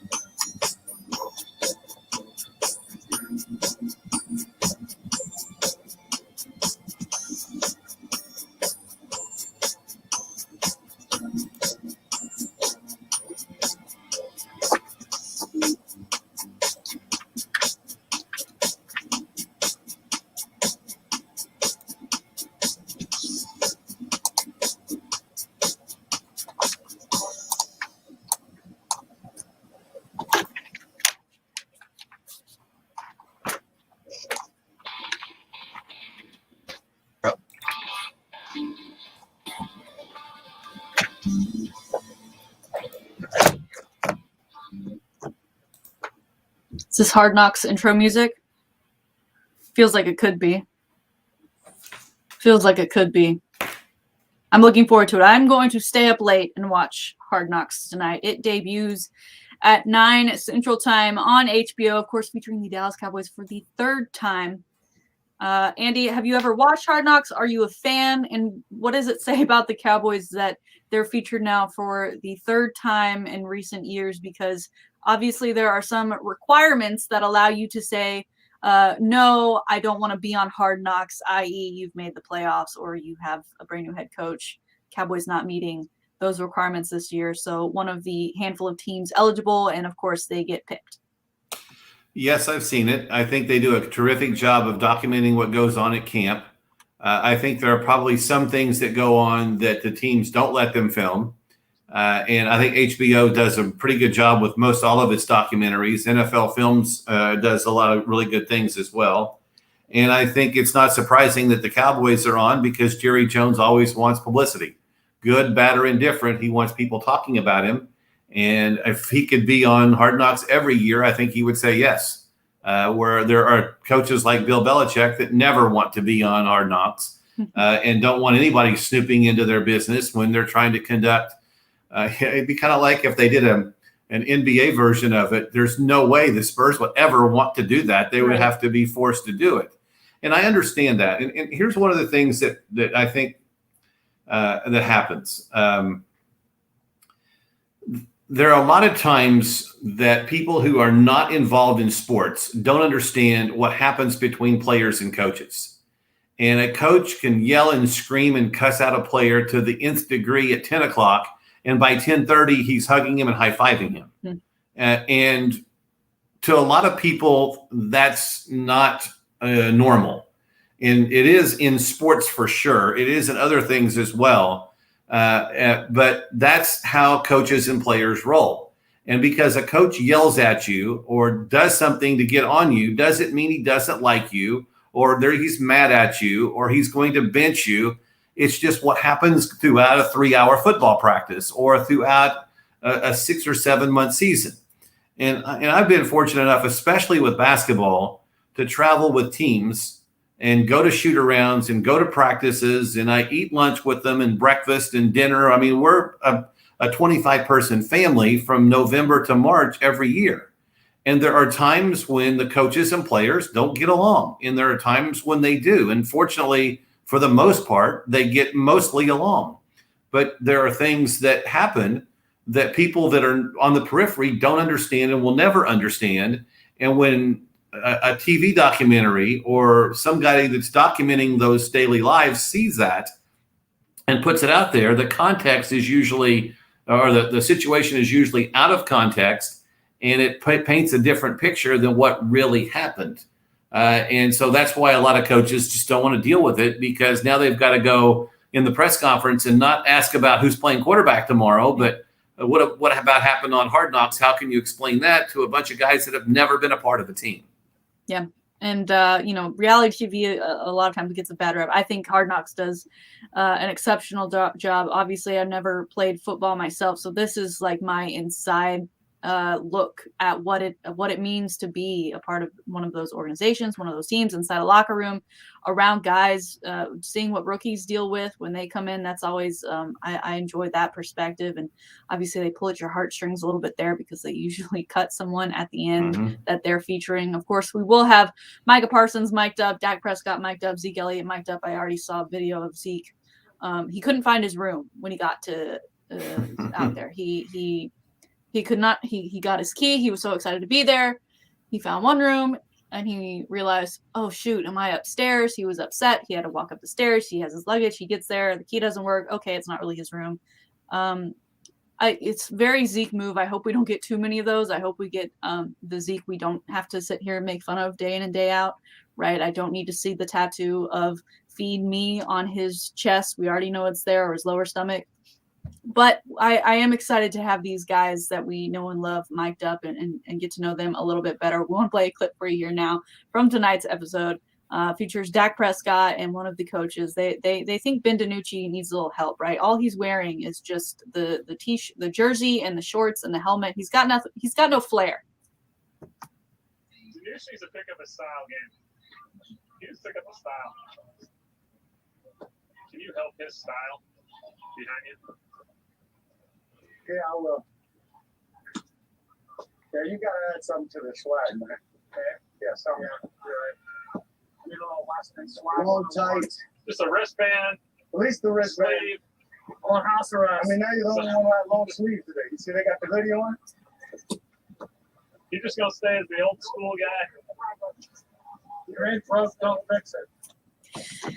Then Danucci saying, if it ain't broke, don't fix it. How about we fix his playing first? I mean, he was an older rookie last year at 23. He was 0-1 in the one start. He did get 53 passage completion percentage and a 67 QBR.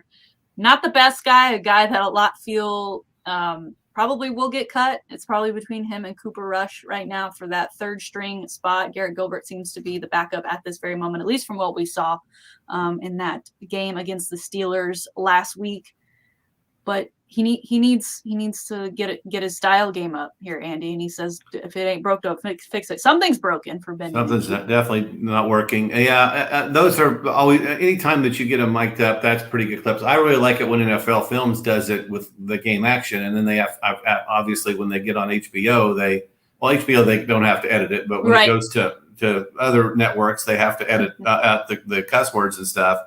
But that again, that goes back to what I said. A lot of people don't understand how football teams roll, and some people may be offended by the language that happens in a football camp. But that's when you put 50, a 53-man roster plus 40 other guys that are trying to make the team, and a bunch of coaches and a bunch of trainers and a bunch of players. That's how they roll, and sometimes it's tame, like giving Danucci a problem with his style, and other times it's more harsh than that. And whether it's right, wrong, or indifferent, that's just kind of the way that pro sports and sports in general has been. And I don't care if you played in the NFL or you played on your little league team. At some point, your coach probably yelled at you, and it wasn't personal. It was to motivate you to get better or change sports or do something different. But no, it's those are always good moments for any kind of TV. And as I said, I think if the Cowboys could be on every year, they would. It's not every season that the team featured on Hard Knocks plays in that Hall of Fame game. Of course, that allowed them to start training camp early. They've got the extra preseason game. Usually the first episode revolves around the team coming in. They get settled, whether it's them at their normal place where they work out every day throughout the season, or whether it's like the Cowboys who head out of town and have to go get little dorm rooms and apartments to stay in, like Zeke, who just couldn't find his. So it'll be interesting to see how they cut the episodes this year, because I felt like in years past, you watch the preseason game and then you think, oh man, that guy really messed up. I can't wait to see what they say about that next week on Hard Knocks.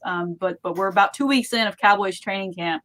It'll be interesting to see what they pick and choose. Is there anything specifically in the last 2 weeks that you've heard out of the Cowboys that you really hope they show on Hard Knocks either tonight or sometime down the line? Well, maybe some insight on just how injured Dak Prescott is, although I doubt that the Cowboys would let that out of the bag. And I think that's the key to this upcoming season. And we'll probably know more as we get into late August if Dak is actually going to be ready to play on opening day. Hopefully he is.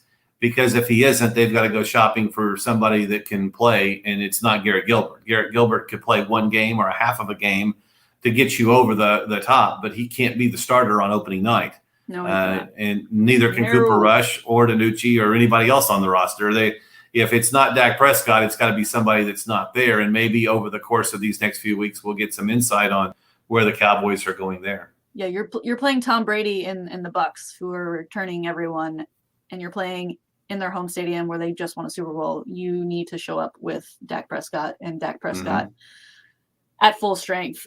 Interesting that they're saying he will start throwing a little bit due to that shoulder injury, but that they had him not throw, and that was advised from the Texas Rangers. The Texas Rangers, they sought out, I guess, a pitching coach or somebody who said, look, it's just best for the long term that he just doesn't throw for a couple days. What do you think about that the NFL and MLB partnering up there for a player in their throwing motion? There's always, when pitchers injure their elbow or their shoulder, there's always the discussion, rest, rehab, or surgery. I remember 4 or 5 years ago, Masahiro Tanaka, when he was pitching for the Yankees, was advised to have Tommy John surgery.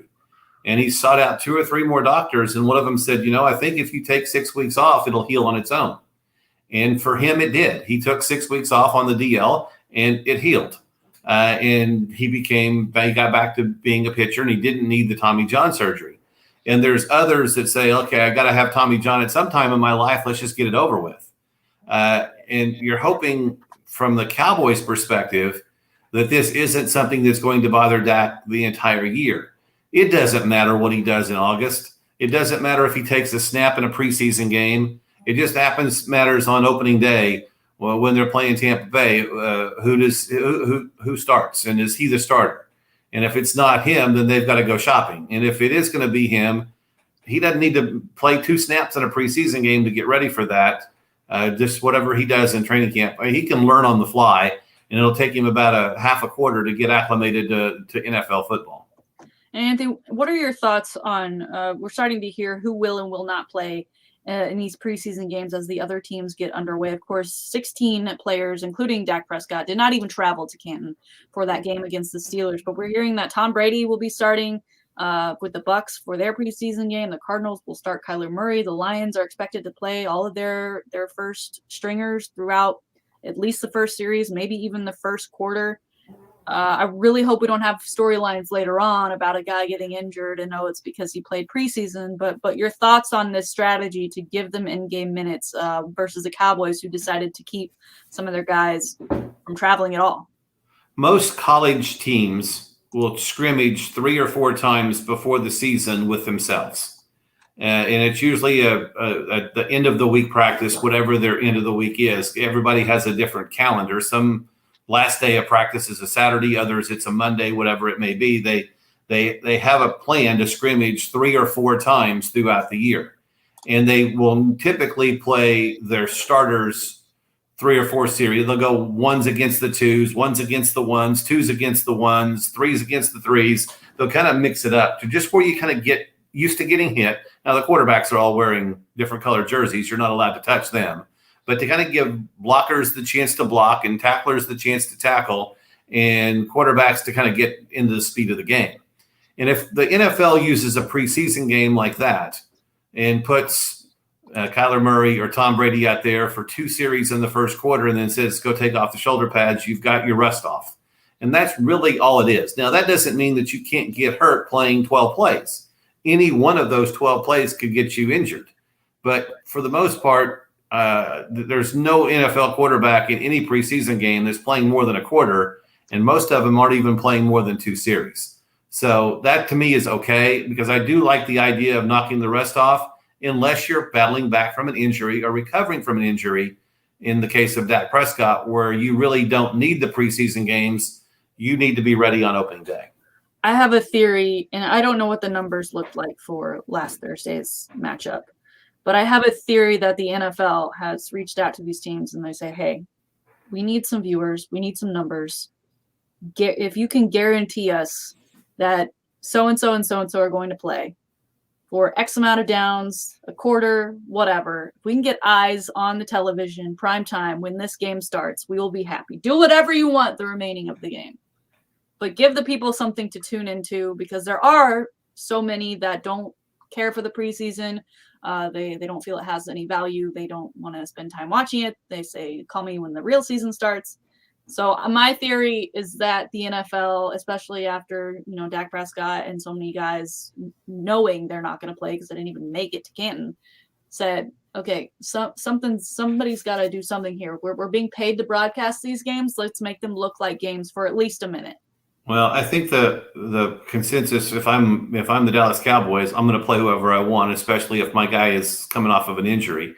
But the NFL negotiated the 17th game, and the negotiation was to go from 4 preseason games to 3. The Cowboys are playing a 4th because of the Hall of Fame game, and I think the preseason should only be 2. The first game should be all the guys trying to make the team. And the second game should be the starters getting a series or 2 to get the rest off, and then you go play. You can also get hurt in practice just as much as you can in a game. So I'm not concerned about the injury standpoint, but the games don't count. And when the games don't count, the only people that need to play are those that are trying to make those last few roster spots, because every team knows who its top 50 players are, probably its top 48 players are. There's probably 5 or 6 spots open, and that's what preseason is for. Yep, and we will look to see who will make those last few spots for the Cowboys beginning tonight with Hard Knocks. Andy, thank you so much for joining me this past week. All right, I think I'm back with you in September, so yes, I'll see you sir. then. I'm looking forward to it. It'll be a lot of fun. Thanks everyone for listening. If you missed any part of the show, head over to the Chris Duel Show page or the podcast on the iHeartRadio app, Spotify, iTunes, or wherever you get your podcasts. Those are all broken up by the hour, so you can catch exactly what you missed. Thanks so much. We will talk to you again in 21 hours. See ya.